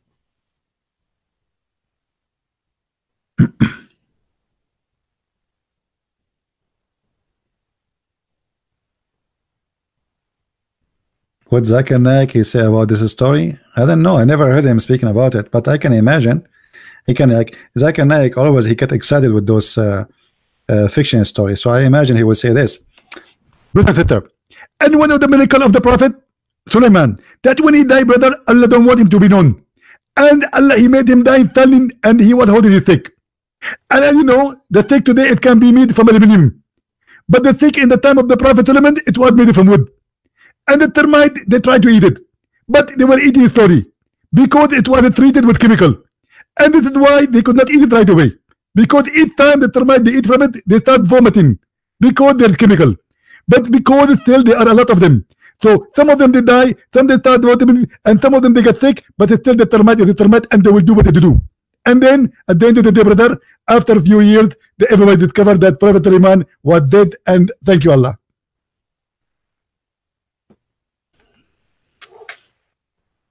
I mean, the termite, what you can do. Termite, they do what they do. That's what they do. They are termite.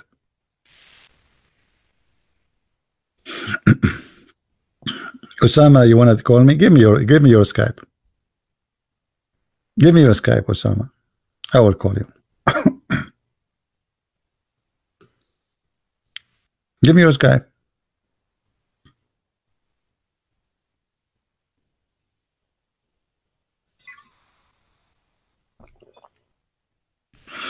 Give me your Skype before the termite they eat your Skype or your microphone.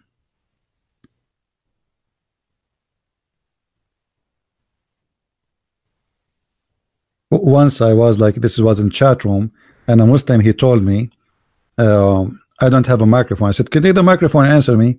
He said, I don't have a microphone. I said, take the mic. Okay, swear by Allah that you don't have a microphone. So he took the microphone. He said, I swear by Allah I don't have a microphone.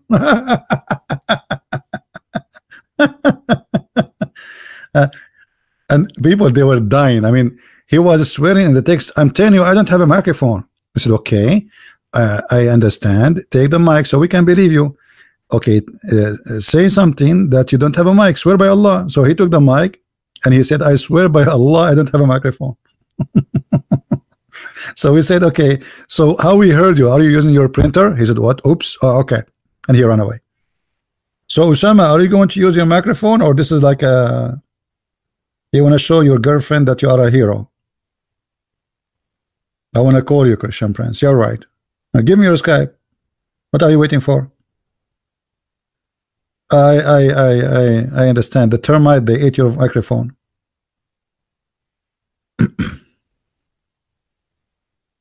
Did the termite eat? You know, Osama, I'm afraid the termite they might eat something else, not only the staff. Be careful, my friend. I mean, especially if you have a wife. Look like the termite they eat anything is you know. So Allah knows what else they will eat. Today they start with the staff of Suleiman. They might end with your I mean microphone. What happened to Osama? Osama was flooding the text. He wanted to debate me, and now he's dead. You are downloading Skype. You are downloading Skype. Is that something will take 10 hours?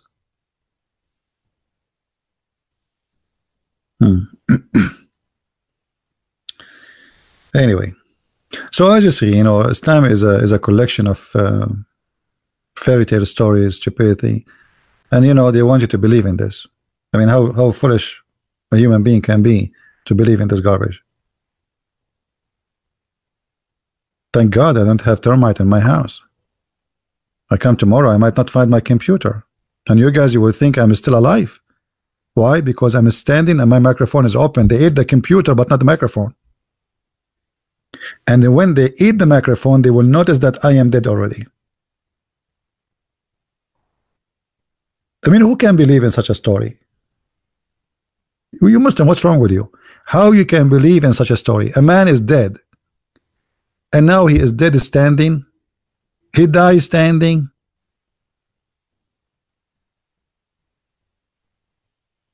And the reason he did not fall down because he was holding his staff. Now, who's crazy here? If a person he die, he can stay standing because he is holding his staff. Why? His staff is going in his hand or going inside his okay.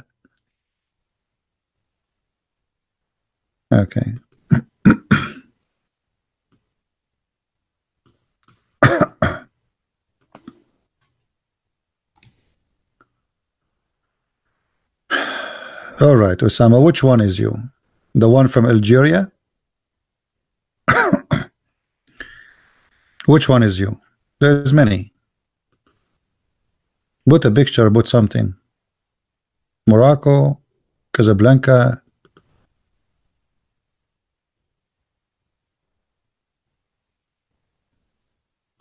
Okay, I searched for his name. There's many Osama, the same name.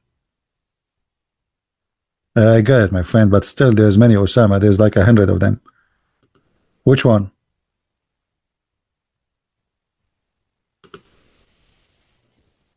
Put a picture in your Skype at least so we can recognize you. Like put a picture of a staff eaten by termite.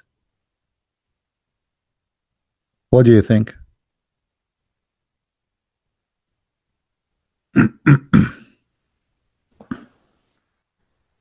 Okay, what is your nickname? How we will find you? Put a picture. Aisha, Muhammad, anything.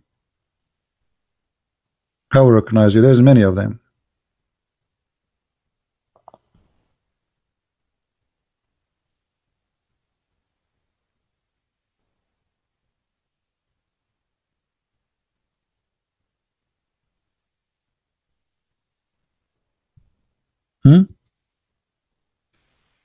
We are waiting for you, Mr. Osama. I hope the termite will not eat you too. You know, once I was debating a Muslim, and he told me he needs just 5 minutes to go to the bathroom. That was 10 years ago. Until now, he never came back. And actually, until now, I'm thinking about it. I mean, what happened to this guy? Do you think the termite ate him? He sit in the bathroom, and because he never came back, he was a sheikh. The debate gets so hot, and I barbecued him. So he said, excuse me, I need to go to the bathroom, really.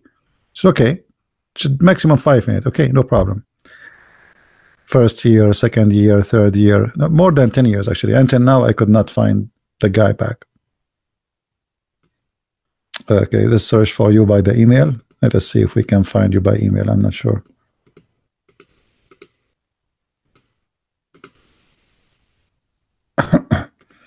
All right, Osama, I found you, my friend.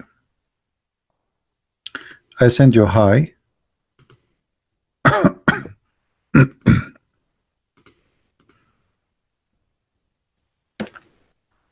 I will call you right away, Mr. Osama. Get ready, please.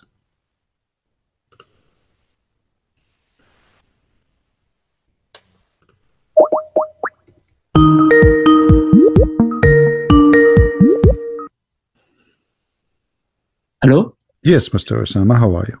Yeah, how you doing, CP? I'm fine, my friend. How are you doing? I'm doing great. Like all people in the chat, they're like, they think I'm Bin Laden or something. But like, I just called you not because I want to debate, but just because I have questions for you because I'm questioning my current faith. Okay, what made you question your faith? Like all the videos you're posting. My videos making you question. You should love Islam more, my friend. Look at this cartoon in front of us. It's so good. Yeah, I know, man. And the termite, they are eating the staff of Suleiman. I know, man. And like right. there's a bunch of like superstitions and stuff like that. So, yeah. So how I can help you, my friend? Yeah, I just had like question because like my parents, they're like, oh, but we have miracles. For example, like they'll say like Ramadan is like holy because we purify our body and stuff. So that makes me question like, are those like activities like really beneficial? That's why they exist, or are they just a product of all, like Ramadan, my friend, Muslims don't fast. If you live in Islamic countries, you know that in Ramadan, Muslims, they eat more food, and this is why the price of food goes so crazy. Yeah. Okay. Yeah. Why? Because they eat more. You see, the price of any product is based on the demand. The more people they try to buy, it's the same amount we have, and then more people like more, they want more and more of it, and the price go up.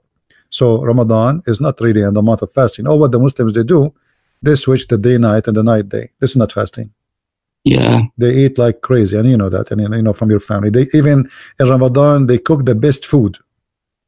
Yeah, correct. So what is it? Yeah, and I mean it's very funny because Ramadan is the month where every family end broken.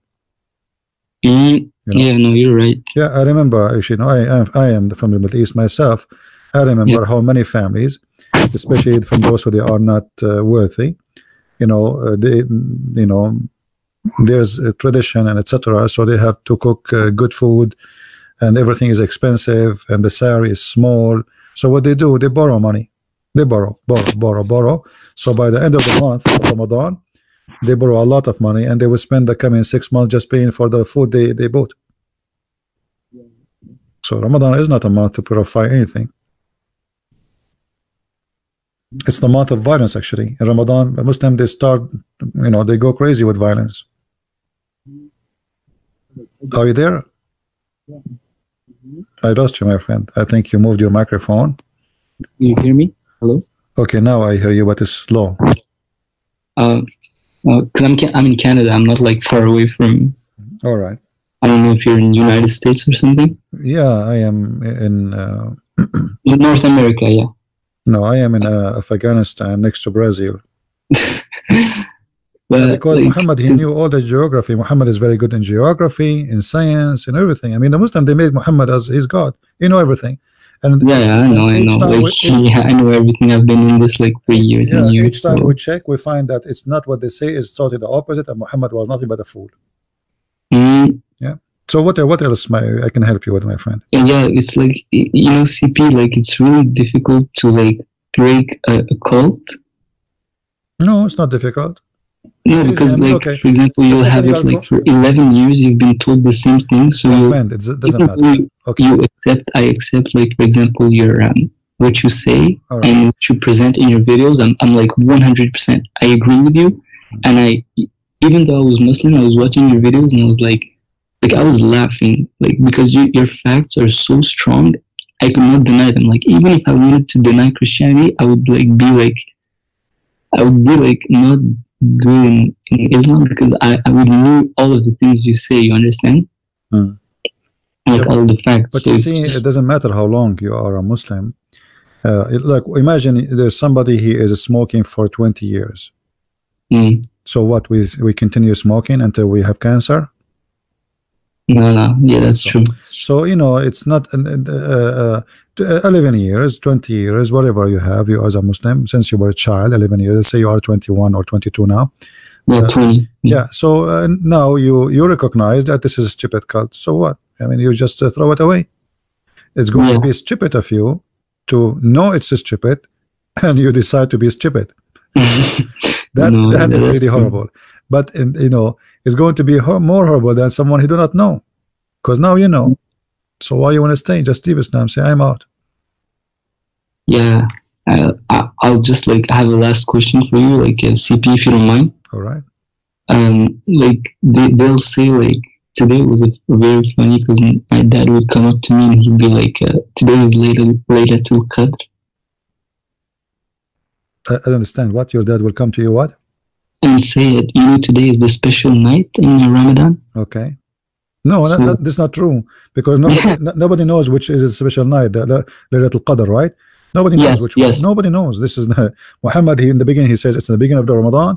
Then he said in the middle of Ramadan, and then he said at the last day, 10 days of the Ramadan. So Muhammad, he have no idea which day is that one. Live with it. And by the way, how yeah, one night, the night of Al Qadr, is equal to 83 years. yes, yes. That's what he told me That's today. crazy. So So now I am spanking Allah for all my life, and now I'm going to pray to Allah in this night, and that will give me deed of 83 years. yeah, I know. Because in the beginning I was like, "Yo, CP is like saying bullshit. This is scrap." And then I watched a lot of your videos, and at the end I was like, "You know what? This guy is actually right. He's not saying stupid things." And I even wanted to call you. Like I sent you a lot of messaging on Instagram. I was like, "Yo, I'm ready to like leave," and I just have like few I questions don't left. answer in Instagram. Sorry, I don't answer anyone, because there's too many people when I text me. You see, Yeah, I only even forbid Christians from calling me. I don't know if you witnessed that, but because if everybody wanna text me, it's endless. So yeah, only Muslims who need help, we talk to them, and you are one of them. yeah. No. So now, what Yeah. did you decide to leave Islam or not yet? Yes, yes. That's I'm wonderful, I'm my friend. officially That's out. wonderful. So your name is Abdullah? Yeah. Osman. Okay, Osman. So you decide to leave Islam today. Mm, Is that a decision you made now or before you call me? no, I made it now. Just I wanted to make sure with you like few questions left, like concerning because my big concern is like everything we do. Because all those years they'll say like it has a purpose. Like the more you pray, the more God forbids. But I don't think I think it's more from the heart. Yeah, well, Islam, you see, sometime I ask myself, God, He created us and He gave us a special kind of gift, which is a brain, not like animals who they are programmed. They are simple, I mean, a dog is a dog, just give him Yeah. something to play with, he start jumping. A cat is a cat, doesn't matter what you do with her, still she is a cat. A human being is different.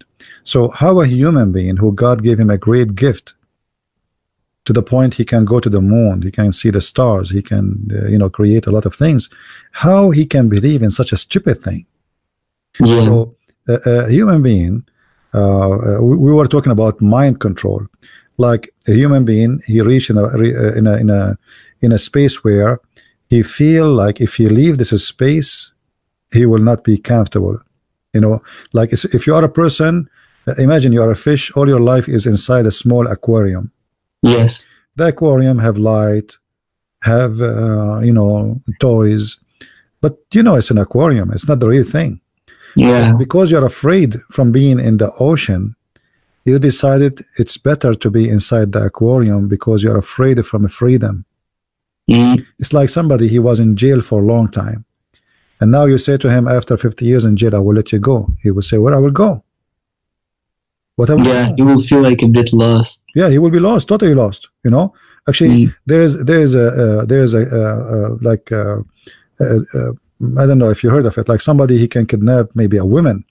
He kidnap her, he jail her for a year, 2, 3, 4, 5, and then even if he left the door, she don't run. Yeah. This is a control of the mind because he is used to something and he's afraid from changing it. He is under control. So a Muslim who is under the control of a cult, even if he notices that this cult is a cult, still he will be afraid of the change, because the change is kind of what this change will bring to me. Yeah, it's a bit difficult in the beginning to have that change. But the change, my friend, is good, especially if you know that this is wrong. I mean, you see, me myself, since I was a teenage, I have a friend who smoke. They give me a cigarette for free. I say no. I never smoke a cigarette. And they ask me, what's wrong with you? try it, etc. I said, why am I try it? I know it's wrong.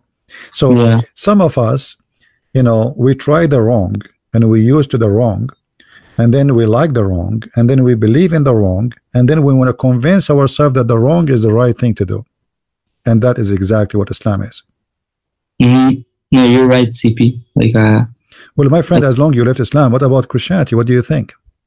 Yeah, that's what I was going to ask you. Like, I have a few questions for you, if you don't mind. Like, I don't want to, like, if you have time, sure. to answer my questions. To help you, my friend. I'm here like, to help you. How do you actually, like, pray now that you don't do, like, rak'ahs all the time? No, we don't. You see, in Christianity, those things are nothing to do with God. How to pray, what to say, because prayer is supposedly as a spiritual relationship between you and God, correct? Yes, correct. So why you need to do certain movement? I mean, you can do whatever you want. You want to bow down, bow down. You want to go down in your knee, go down. You want to stand, stand. You know, it's not what you do as a movement, it's how decent you are in your prayer. You know, like what the benefit of a prayer? Like Muslims, they pray for the death of the Jews, the death of the kuffar. I mean, this is evil.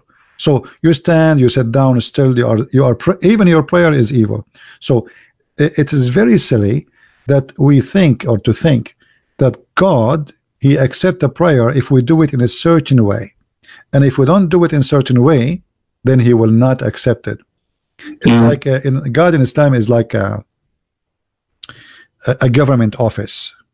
He says to you, did you sign this paper from the department behind? No, sir, that not okay. Don't go downstairs, go to the second floor, ask for a guy, his name is Abdul Muhammad, let him sign it for you, and then you go to the second room, the secretary, and let him put a number for it, and then go to the third room. And this is not God. God is a person who is almighty. He know what is in my heart. He don't care about my move. So you bow down, you stand up, who care? What he care for, how truthful you are.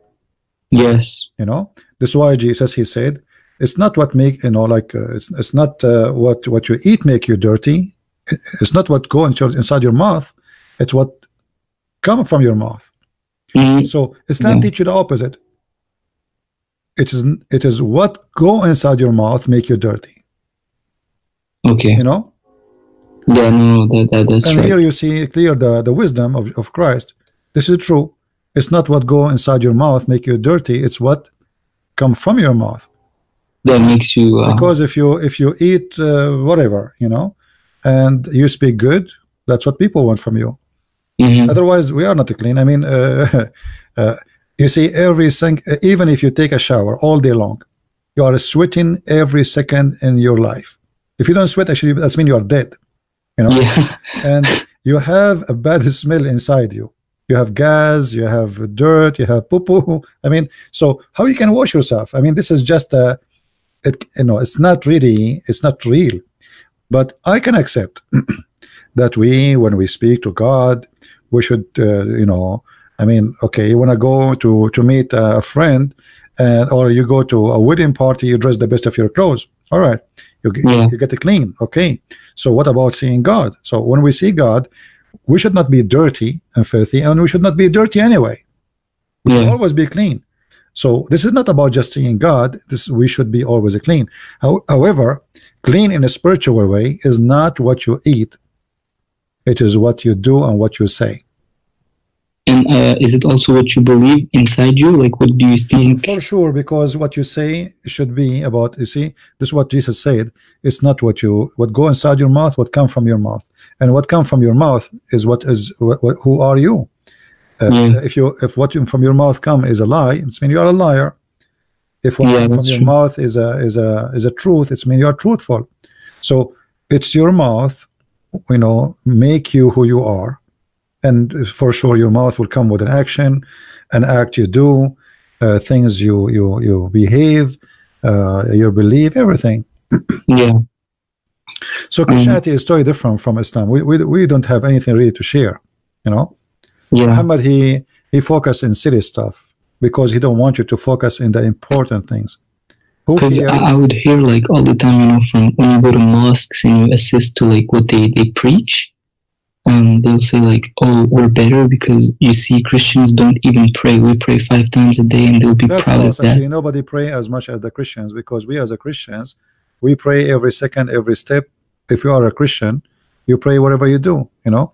But we don't. Yeah. Jesus says, when you pray, go to your closet and don't be like the hypocrites.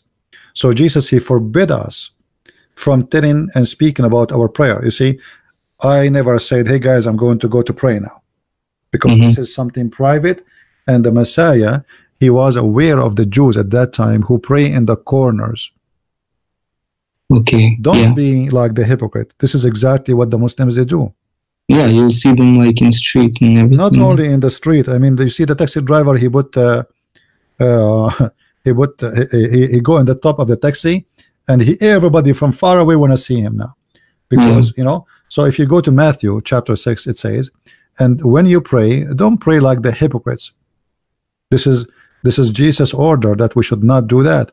What the hypocrite do? They go, he said, the hypocrite who's standing in a synagogue and on the street, and you know, because in the corner of the street, not only in the corner, because in the corner of the street, like this street can see you and that street can see you, so you can get the maximum, right? So don't be like them. So Christians pray, absolutely we pray, but we are not, we've been ordered not to be hypocrite. Yeah. Islam is about hypocrisy. So a Christian would be praying like every time of the day, like he'd wake up and be grateful to God. I don't like to tell about myself, but before I start my show, I pray. Okay. You know, I eat, I pray. Yeah. But I'm not going to tell my people what I say. This is private between me and my Lord. I drive my car. I drive my car. I turn the key. I pray. All right. Okay. I say like, okay, Lord, I open the door of my car. I mention the name of the Lord. But this is not. This is. I'm not telling you this because I never said that to anyone. And nobody heard from all those who hear me what I do, because we are not allowed to brag about. And you know, if I pray, still doesn't make you a good man, because what if I pray but I do, okay, I say okay God, etc., and then after 2 minutes I do something wrong, you know. So prayer does not prove that you are a good person anyway. It can be a cover up for a filth you do, you know. Yeah, that's true. So you can be a child molester, but you know, okay, I wanna be a priest, so now people, they trust me, and I can you know, they send their kids to me so I can molest them like Muhammad, but he is a priest supposedly. I saw the hadith from your video when he said he married a 6-year-old girl. Yeah.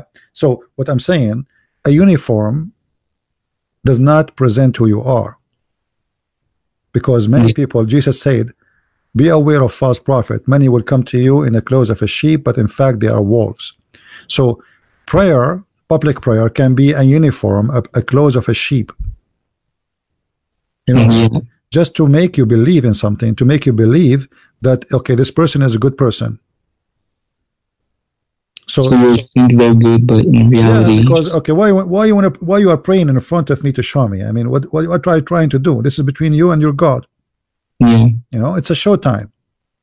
So actually, let me get you the verse from the Bible. So you see what Jesus says about that. Yeah, I'm watching the screen right now. Okay, I will show it to you on the screen. Give me a second. And actually, I will play an audio so people, they can see what we are talking about. All right. And after that, CP, if you don't mind, I would just like to ask you a question about like your book about the Quran and science. No problem. Okay. Give me a second, please. Matthew 6. Take heed that ye do not your alms before men, to be seen of them. Otherwise ye have no reward of your Father which is in heaven. Therefore, when thou doest thine alms, do not sound a trumpet before thee, as the hypocrites do in the synagogues and in the streets, that they may have glory of men. Verily I say unto you, they have their reward. But when thou doest alms, let not thy left hand know what thy right hand doeth, that thine alms may be in secret, and thy Father which seeth in secret himself shall reward thee openly. And when thou prayest, thou shalt not be as the hypocrites are, for they love to pray, standing in the synagogues, and in the corners of the streets, that they may be seen of men. Verily I say unto you, they have their reward. But thou, when when thou prayest, enter into thy closet, and when thou hast shut thy door, pray to thy Father which is in secret, and thy Father which seeth in secret shall reward thee openly. But when ye pray, use not vain repetitions, as the heathen do, for they think that they shall be heard for their much speaking. Isn't it what the Muslims do? They repeat the same prayer 5 times a day. It's absolutely if you read this as if Jesus is speaking about the Muslims, exactly. They pray in the corner, they repeat, they speak too much about what they did, and they everything they do is a hypocrisy. Even some of them, they buy stones and they start hitting their forehead to make a dark spot in their forehead, which means supposedly they are bowing down too much. So, yeah, because when we were young, they would tell us that if you have it, you'll go to heaven. So when they say to you, we pray more than Christians, that's because of their hypocrisy. No, you don't pray more than Christians. What do you know about prayer? You don't fast more than Christians. Christians, we have 40 days fasting before Christmas, 50 days fasting before Easter. That's alone. And there's days in the weeks to fast. So if you calculate the numbers of how many days Christians they fast, if they are practicing, and fasting is not a must, it's a choice. You see, it's not a must because everything should be a choice. Anything you do because it's a must, it's mean there's no reward for you. Imagine I force you to visit me. You didn't come to see me because you like to see me. You come to see me because I forced you. You know what I mean? Okay. So what the point? I reward a person. Let us say I have 2 sons. One of them, he called me every day, and one of them, he called me once every year. Yeah. By that, I know they are free. Who want to call me, who don't want to call me. I know who care for me, I know who don't care for me. But I force both to call me 5 times a day. How I will know which one of them is the liar? Yeah, you never know. I'm forcing them, Jesus is not he don't want to force us. He want decent, he don't want hypocrites. So if you give with the right hand, don't show the left hand. If you pray, go to your closet. Don't do what they do. Stand in a synagogue and show everybody that you are you're a person who pray.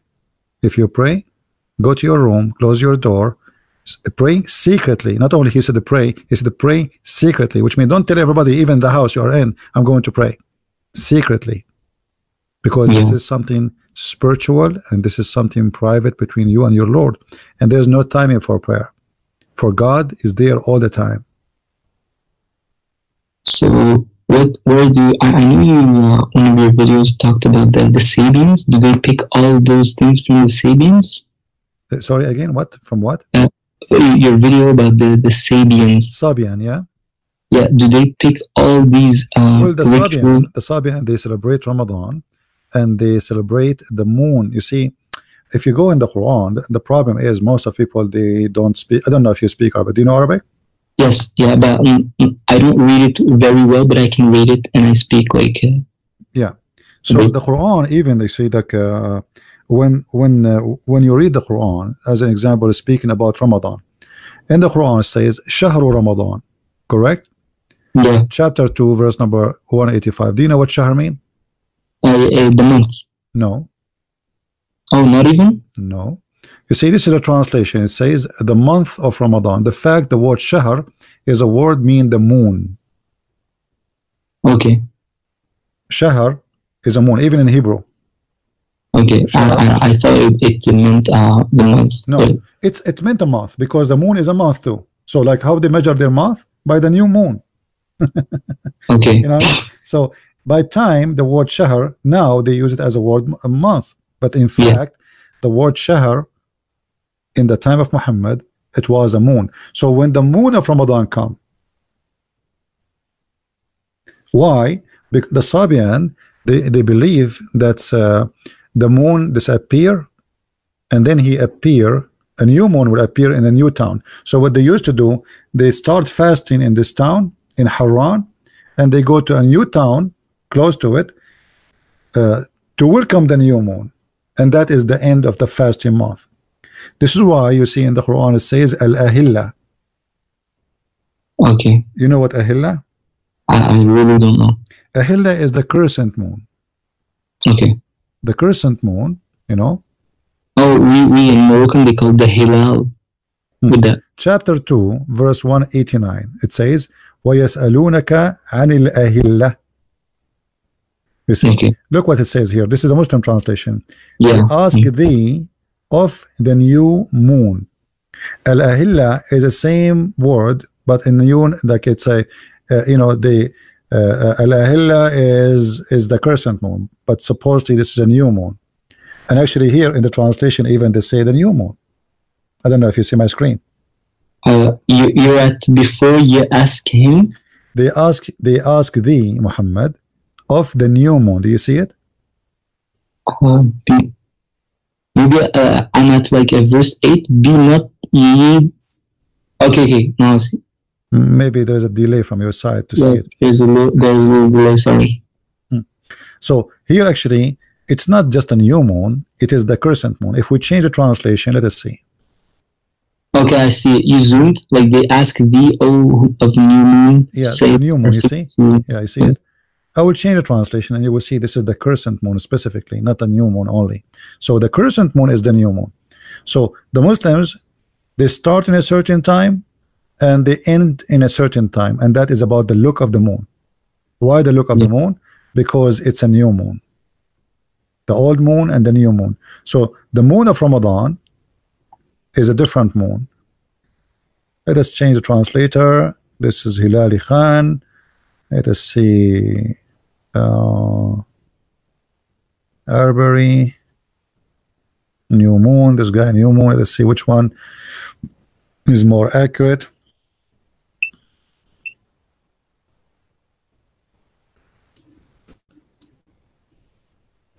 All of them, they are new moon here, but it should be the crescent moon, not the new moon. Let us see. Shakir, new moon too. All of them, they are coming with the new moon. Let us see. Maybe we'll find one of them is decent. Let us see. Yusuf Ali. See, Yusuf Ali saying the new moon too. But the correct translation should be the crescent moon, not this. I'm trying all the translation there. Maybe we'll find someone new moon again. Look like they are copying each other. Yeah, I think they are not translating. I think they are just copying. Because there's no way all of them they are coming with the same translation. Not even one of them coming with the correct one. Yeah. Here we go. Look at this. This guy. Look what he said. Look how many translation we have to change to come to the correct translation. They ask you, Muhammad, about what? The crescents. Concerning. Wait, I think I'm a bit delayed for you. The crescents, yeah. But how many translation we change to come to the accurate one? And how, if I don't speak Arabic, how I will know which that all of them they are liars? You know. So it is a new moon, yes, but it is exactly because a new moon. What a new moon? I mean, there's a new moon. It is the crescent moon. So a new moon is the crescent moon, not just a moon, and that make a difference. So why you don't say what it is? Because وَيَسْأَلُونَكَ عَنِ الْأَهِلَّةِ, simply Muhammad is saying, what is the ahilla for? Allah, He created the crescent moons for a reason. It is to make the time for people to pray and to do Hajj and to do fasting. So this is what the duty of the crescent moon. So Muhammad, he is copying from the Sabian, their belief that the crescent moon is a new moon. So he disappear here, he appear there. Yeah, I see. Yeah. Actually, if you go, there's a videos on YouTube. You can watch how the Sabian they do evolution, and you will see Muhammad. He do exactly like the Sabian. Yeah, exactly. I saw the video, and that really made me like. I was like, what the hell is happening here? Yeah, he copied exactly from the Sabian. He the same way the Sabian they do exactly. You know, Because like and not only that, one of my Christian friends showed me. not only that, you see, there is the Sabian, the Christians, John the Baptist. They were practicing baptism. So the Sabian, they have their own baptism. The Christian, they have their own baptism. Muhammad, he did not take baptism of the Christians. He took what it's called Sibagha. What Sibagha? Sibagha is the baptism of the Sabian. This is what they call it. They don't call it baptism, they call it Sibagha. If you go in the Quran, you will find Muhammad even saying that the best one who do baptism is Allah, for Allah is a Sabian. Allah is the God of the Sabian. Okay. That's just I'm reading the screen at the same time, so I will try to find the verse.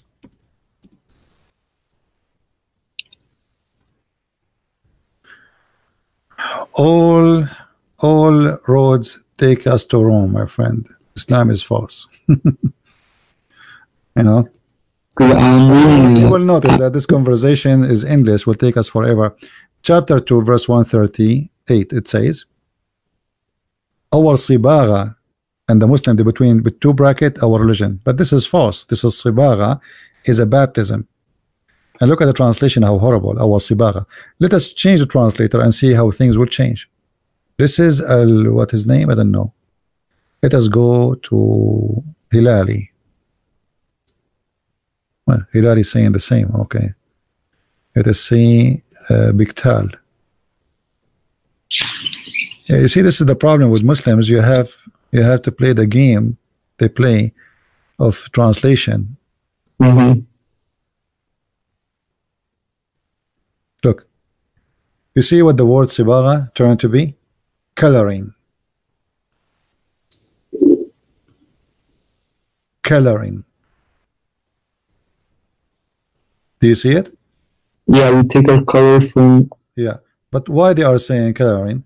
Because the stupid translators didn't know that Sibagha and Sibagha is something have to do with the Sabian baptism. This is what they call it. So when somebody get baptized according to the Sabian, he had a new coloring, a new color. He is a new person, but by color, not by not like the Christian spiritual thing.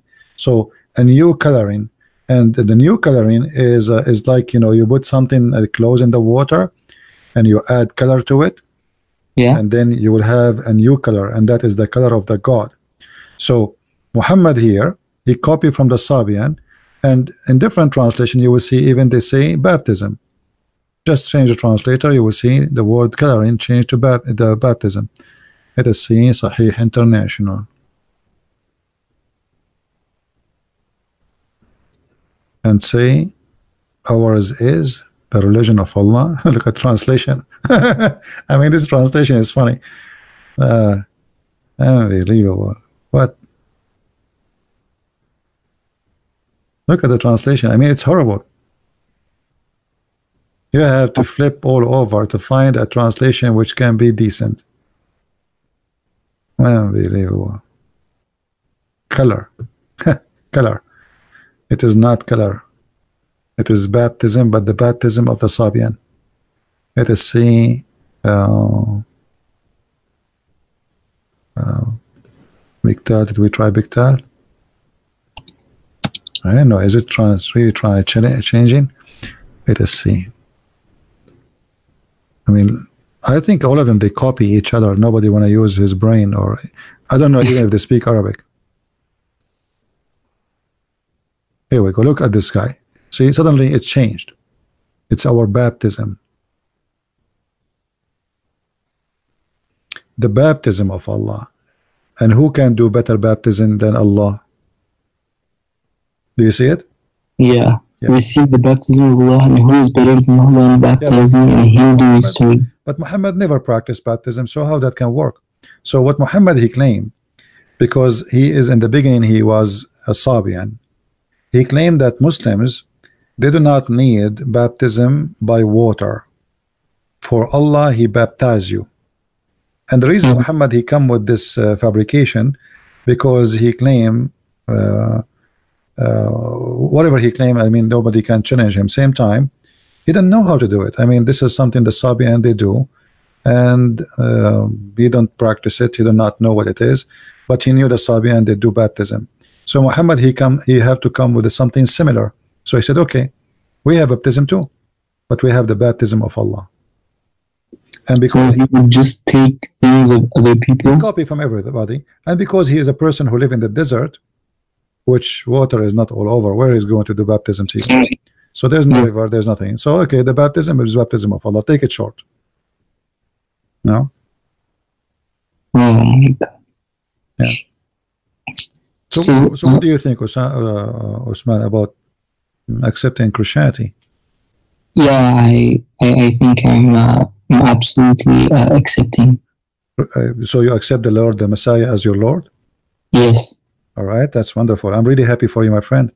Thank you. But do you really believe, or you're just saying that? No, I really do. Like I'm not calling you like the first time. I was watching your videos a long time ago. So you believe it actually took me a while to consider everything, and I was already accepting. I just wanted to call to just talk with you. That's wonderful, my friend, because remember, Christianity is not the same as the cult of Islam. You know, you say Shahada and that's it. You cannot fool God. You cannot fool, you cannot bribe, you cannot lie to God. So never say I believe unless you believe. Yeah. Don't say I believe to make somebody happy. Don't say I believe just to make yourself happy. Just say what you believe, because you cannot, even now you say you believe in Jesus, if you don't believe, still you are not really a believer. I'm just telling you, you know. So you really believe from your heart that the Messiah Christ is your Savior? Can you repeat simply, because do you really believe from all your heart that the Messiah is your personal Savior? Yeah, I really do believe it. I mean, do you believe in that the Father, the Son, the Holy Spirit, one God? Yes. Do you believe in the death of the Messiah and his resurrection? Yes, because he like purged all our sins. Do you believe that he is coming back? Yeah, at the end of our days. Well, my friend, your Lord, your Savior, he will be happy to have you, and the Bible says a happiness will be in the kingdom of God. Rejoice will be in the kingdom of God, for one soul is coming back to him. So I'm really happy to have you today, and everybody, all the Christians there, they are so happy to see that Osman, he left Islam and he decided to accept the Messiah. Do you have any questions about Christianity you want to know? What's your like? I know I'm gonna read like even more to understand, but what's your thought, CP, on death? Sorry, say again. What's your thought on death? What happens, like, because you know in Islam it's like paradise and you get like rewards and stuff, but I know it's not that. Oh, you mean after death, like in heaven, what we will have as a reward? Yes. Well, no, like what will happen? Yeah, the Messiah, he says, he and she, they will not get married, which means there's no sexual relationship in heaven. For we will be the same as angels. And you know, always when you read the words of the Messiah, you have to think deep. Don't just take it from as words and that's it. So when he say, because they will be the same as angels, you see, what angels about? Angels are creatures made of light. They have no needs, no food, they don't get tired, they don't get sick, they are happy. And then we will be, the first thing the Lord, he grant us our freedom. We will be the same as angels. In Islam is the opposite. You will be addicted to sex, addicted to food. And you used to have sex once, maybe a day or every 2 or a week in the earth. Well, in the heaven of Allah, 24 hours, 7 days a week having sex. You used to eat a little bit in the earth. In the heaven of Allah, you are doing nothing but eating and sex, and he promised you bracelet, gold, silver. All of this is satanic. Christianity promising you happiness which nobody can describe, for it's have nothing to do with gold. You see, anything physical is temporarily. Sex is something temporarily. So you might get a pleasure for some time, but still it is temporarily. if God is the one who created whatever happiness we have, can God create something better? What do you think? Something better than what we have on Better Earth? than we have on Earth, for sure he can, right? Yeah. So why the Quran limited to sex and food and sandwich and birds? What is that? So God who created us, he can grant us happiness which we never saw like before. Since when happiness is about the food we eat? So if God, he created little tiny cells in our tongue which is connected to our brain to make us taste and enjoy food, can God make us taste different kind of joy?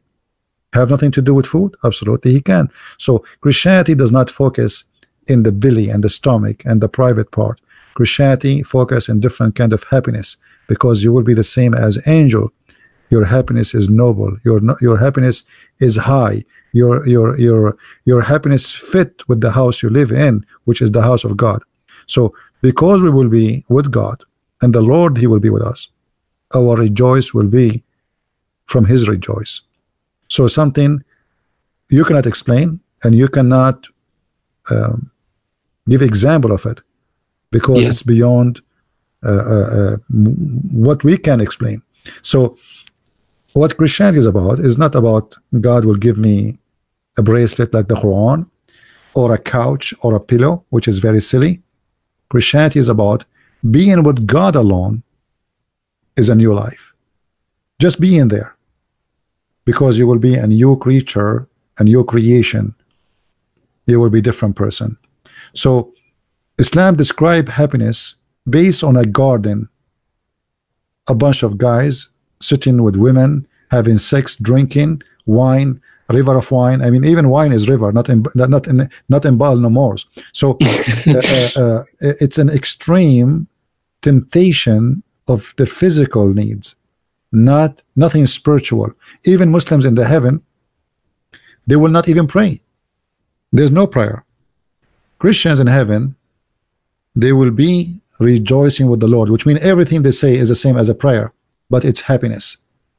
This is something they cannot describe. So we cannot really compare between what you will have in the heaven of Muhammad and what we will have in the true heaven of the Messiah, for we have nothing to share. Yeah. And you know, look, if you look at this verse as an example, chapter 18 verse number 31, Allah promised you that in the garden you will have the bracelet from gold, and you will wear a green garment made in Iran, in Persia. I mean, what kind of God this God is? I will go shopping to the mall and come back with those right now. I can get the bracelet from gold.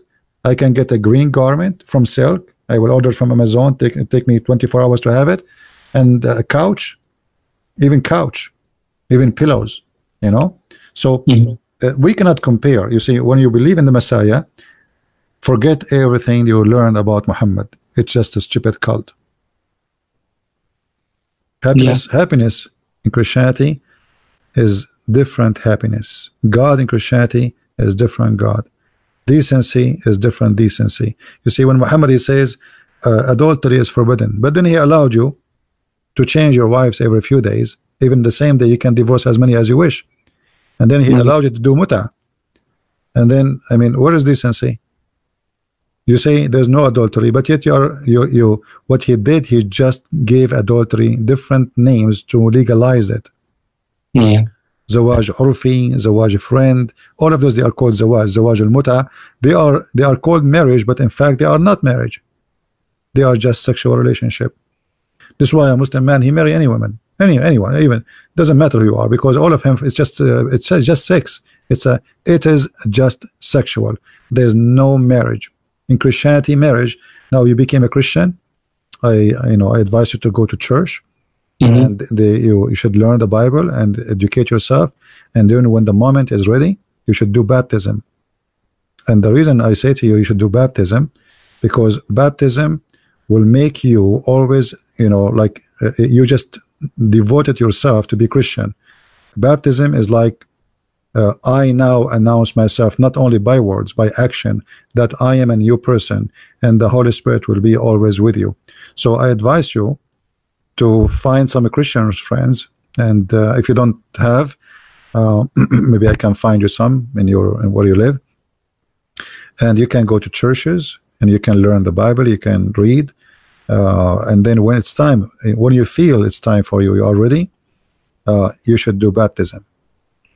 Okay. And I wish I am close to you, I will do baptism to you by myself.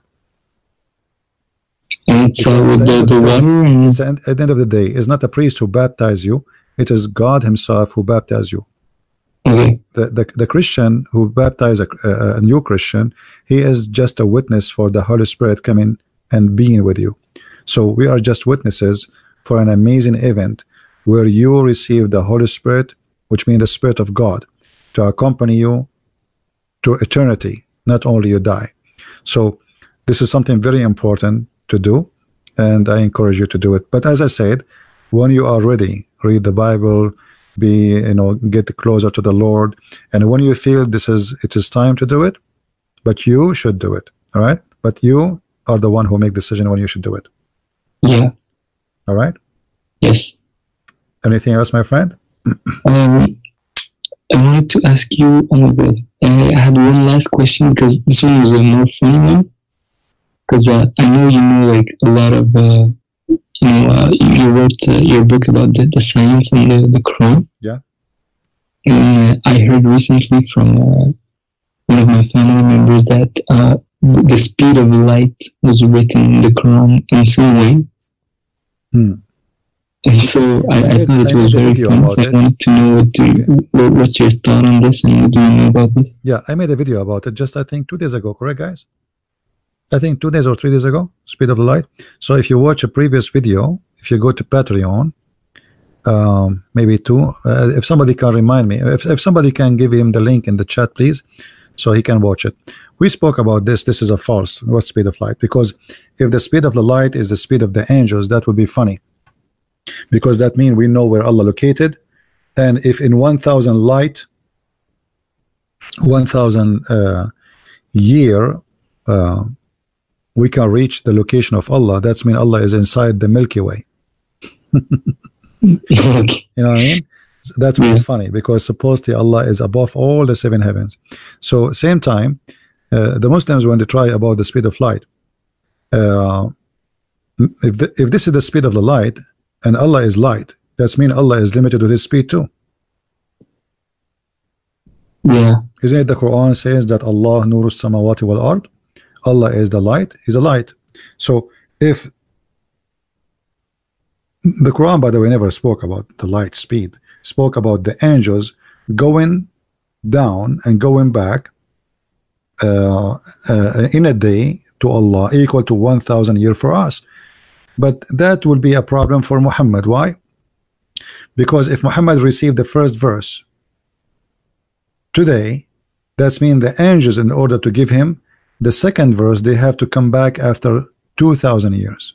You know what I mean? Because we're going to heaven, coming back. One day to Allah is 1,000 to us. Okay, wonderful. So now, in order to go there, they need 1,000 years to go. In order to come back, they need 1,000 years to come back. That's mean if Muhammad receive a message today, Angel Jibreel, he should come back to him 2,000 years after.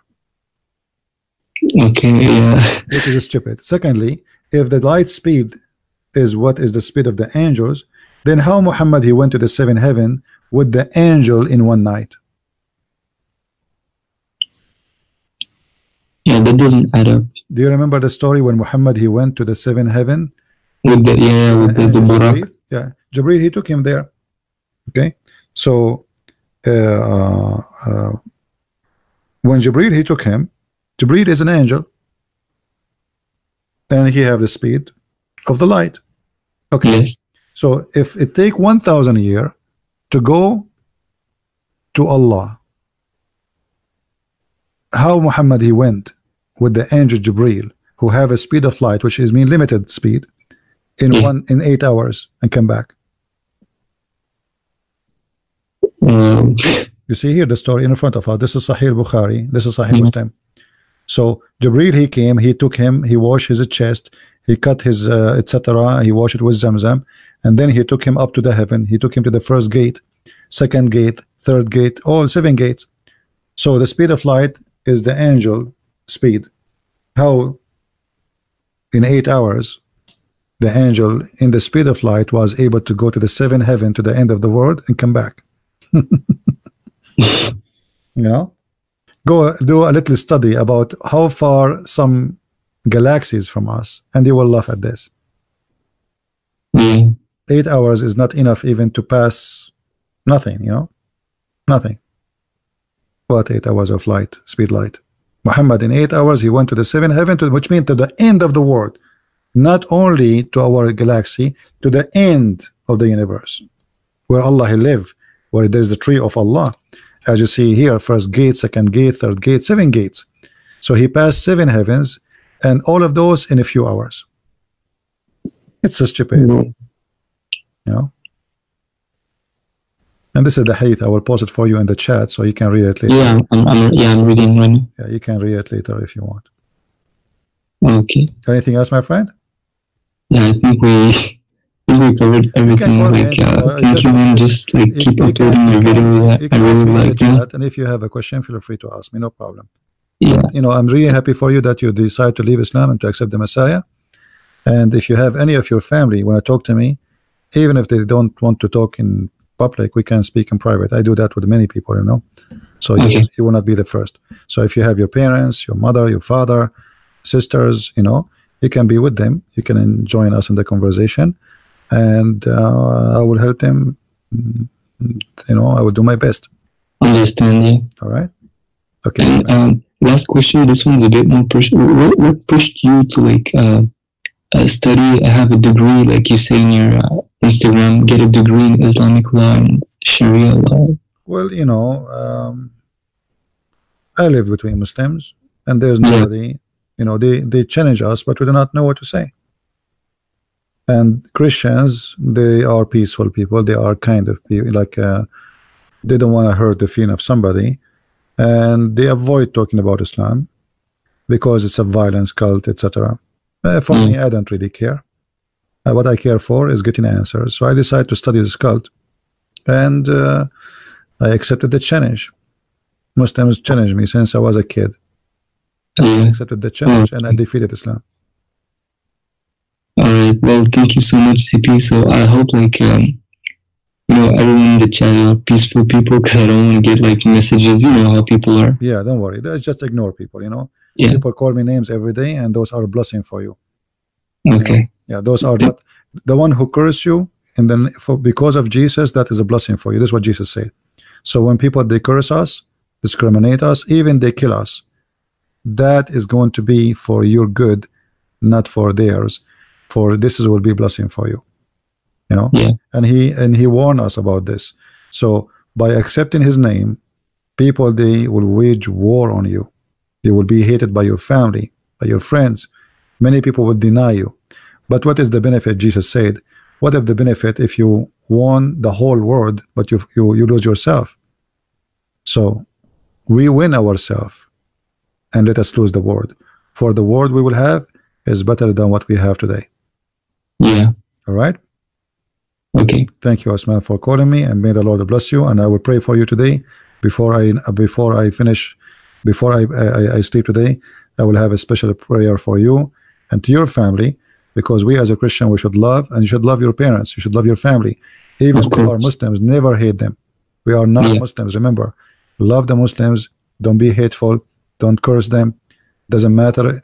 Yes, they are lost, and this is why actually we should even love them, so we can be, let us say, the messengers of Christ, of love, to bring people to Him. All right? All right. Thank you, my friend. God bless you. Thank you so much, CP. God bless you. Take care. Bye-bye. All right. Well, I'm glad I added him. In the beginning, I thought like he's a person who's trying to make fun and he's, you know, lying to me or etc. Because he want to call me. I thought he want to debate me, actually. But sometime, you know, we judge, don't judge the book by the cover. All right. So we are happy for Osman for leaving the cult of Islam, or Osama, sorry, Osama, his name is Osama, not Osman. So we are happy for Osama for leaving the cult of Islam, and I hope more people, they will leave more and more. And I heard that Fadi, who was arguing with me a few days ago, he is like almost out of Islam. Are you out of Islam, Fadi? Did you decide to leave Islam, Fadi, or not yet? Why you don't call me Fadi? What do you think, Fadi? I invite you today to denounce the devil and to accept the Messiah as your Lord. You argue with me, you don't believe me, but I think it's time for you, Fadi, to know the truth, and the truth will set you free. What do you say, Fadi? Anyway, call me only if you feel you want to do it, but I believe it's time for you to be brave and to make a decision that Islam is not good for you, not good for anyone. I mean, look at this. Who can prove us wrong?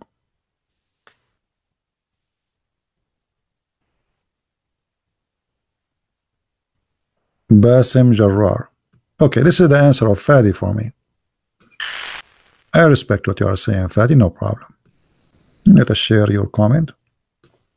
Fadi saying, I will call you when I am ready. Already we spoke together, right? We spoke, I think, once or twice. I'm trying to call Sheikh Basim Jarrar. Basim Jarrar is a you know, this guy, he claimed that he's a big sheikh, but he's a potato, and he will never dare even to speak to me. And by the way, I'm willing to speak to him even in Arabic if he dare. You see, because he might say I don't speak English. No problem. Let him call me. You can ask him about Muhammad being poisoned, but about you call him to talk to me. I mean, you sit and watch and see what will happen. This guy Jarrar, he claimed to be a big shot.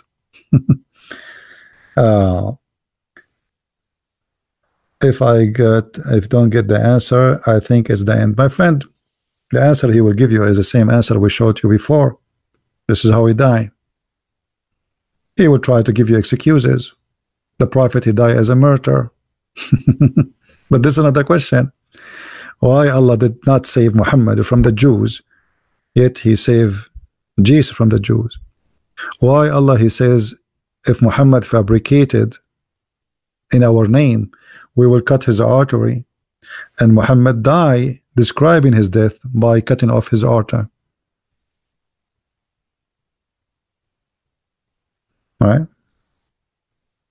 So, but always the Muslims, they try to come with excuses, but they cannot. It's endless, you know. It's like a mountains of evidence that Muhammad is a false man. Call all the scholars you know, all of them, they are liars.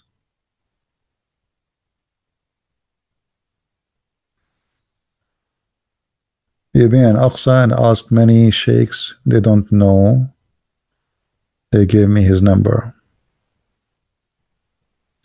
Well, you know, Fadi, as long you are saying that Muhammad, he exposed himself and lie, so you just denounce Muhammad. So what are you waiting for?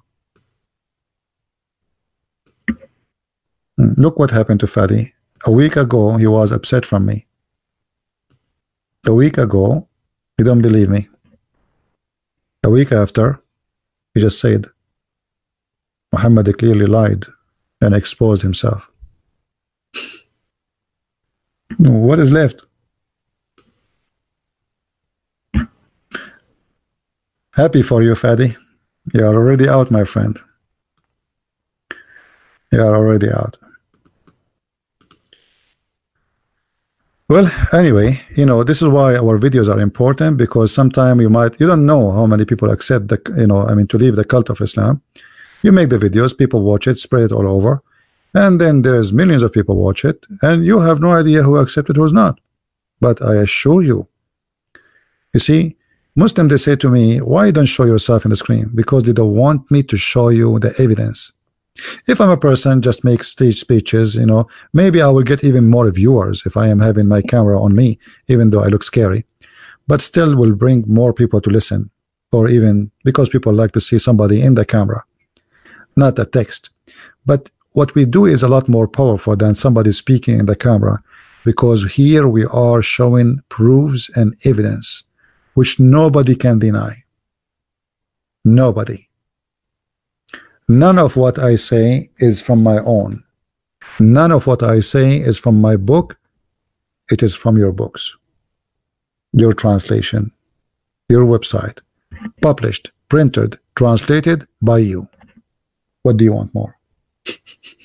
What do you want more? If this is not enough, what do you want more?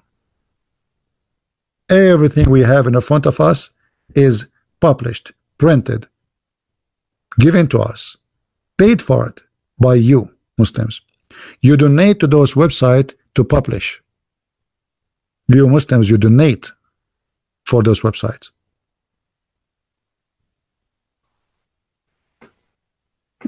You donate for them to publish, and their publishing make you leave Islam. What do you want more? Anyway, guys, I want to say thank you for being here. I hope we will have more and more people leave Islam, like brother Osama. It's funny, he was a Muslim an hour ago, and now I'm calling him brother. And I hope Fadi too, he will accept the Messiah very soon. And already look like he is out of Islam, but we are waiting for him to call us and denounce the devil.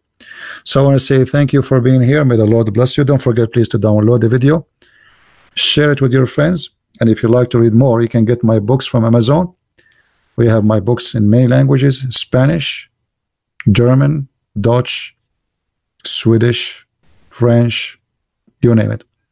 So get my books, read, learn, educate yourself, and for sure I have thousands and thousands and thousands of videos.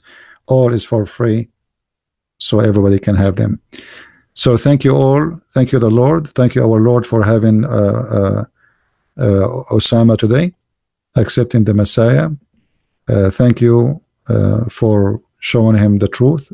And for us, you know, it's not me who showed you the truth, it's the Lord. Always he is presenting. And all what he said, you knock at my door, I will open for you. So today what Osama he did, he just knocked at the door of the Lord and he opened the door for him. Me, myself, I'm here just to share my knowledge. But at the end of the day, the one who free you is the Lord himself, not a Christian prince. The truth, my friend, is the Messiah, is not just a book. And the truth will set you free. This is what the Lord said. And there's no better wisdom than the wisdom of the Lord. So I'm happy for Osama, and I hope we will have Osama every day, like Osama, leaving the cult of Islam. With this, we pray that the Lord will help us to bring more people, so we can be fishermen and women to bring people to Christ. And the other day, one of you, he was laughing in the comment because I said, sound like we got a fish.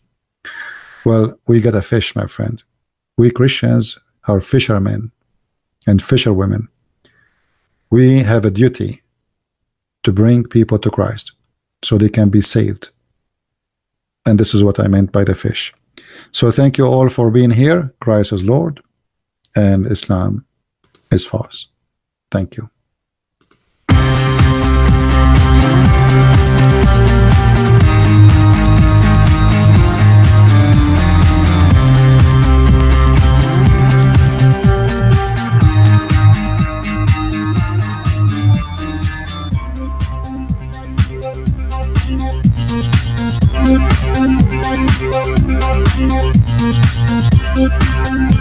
Thank you.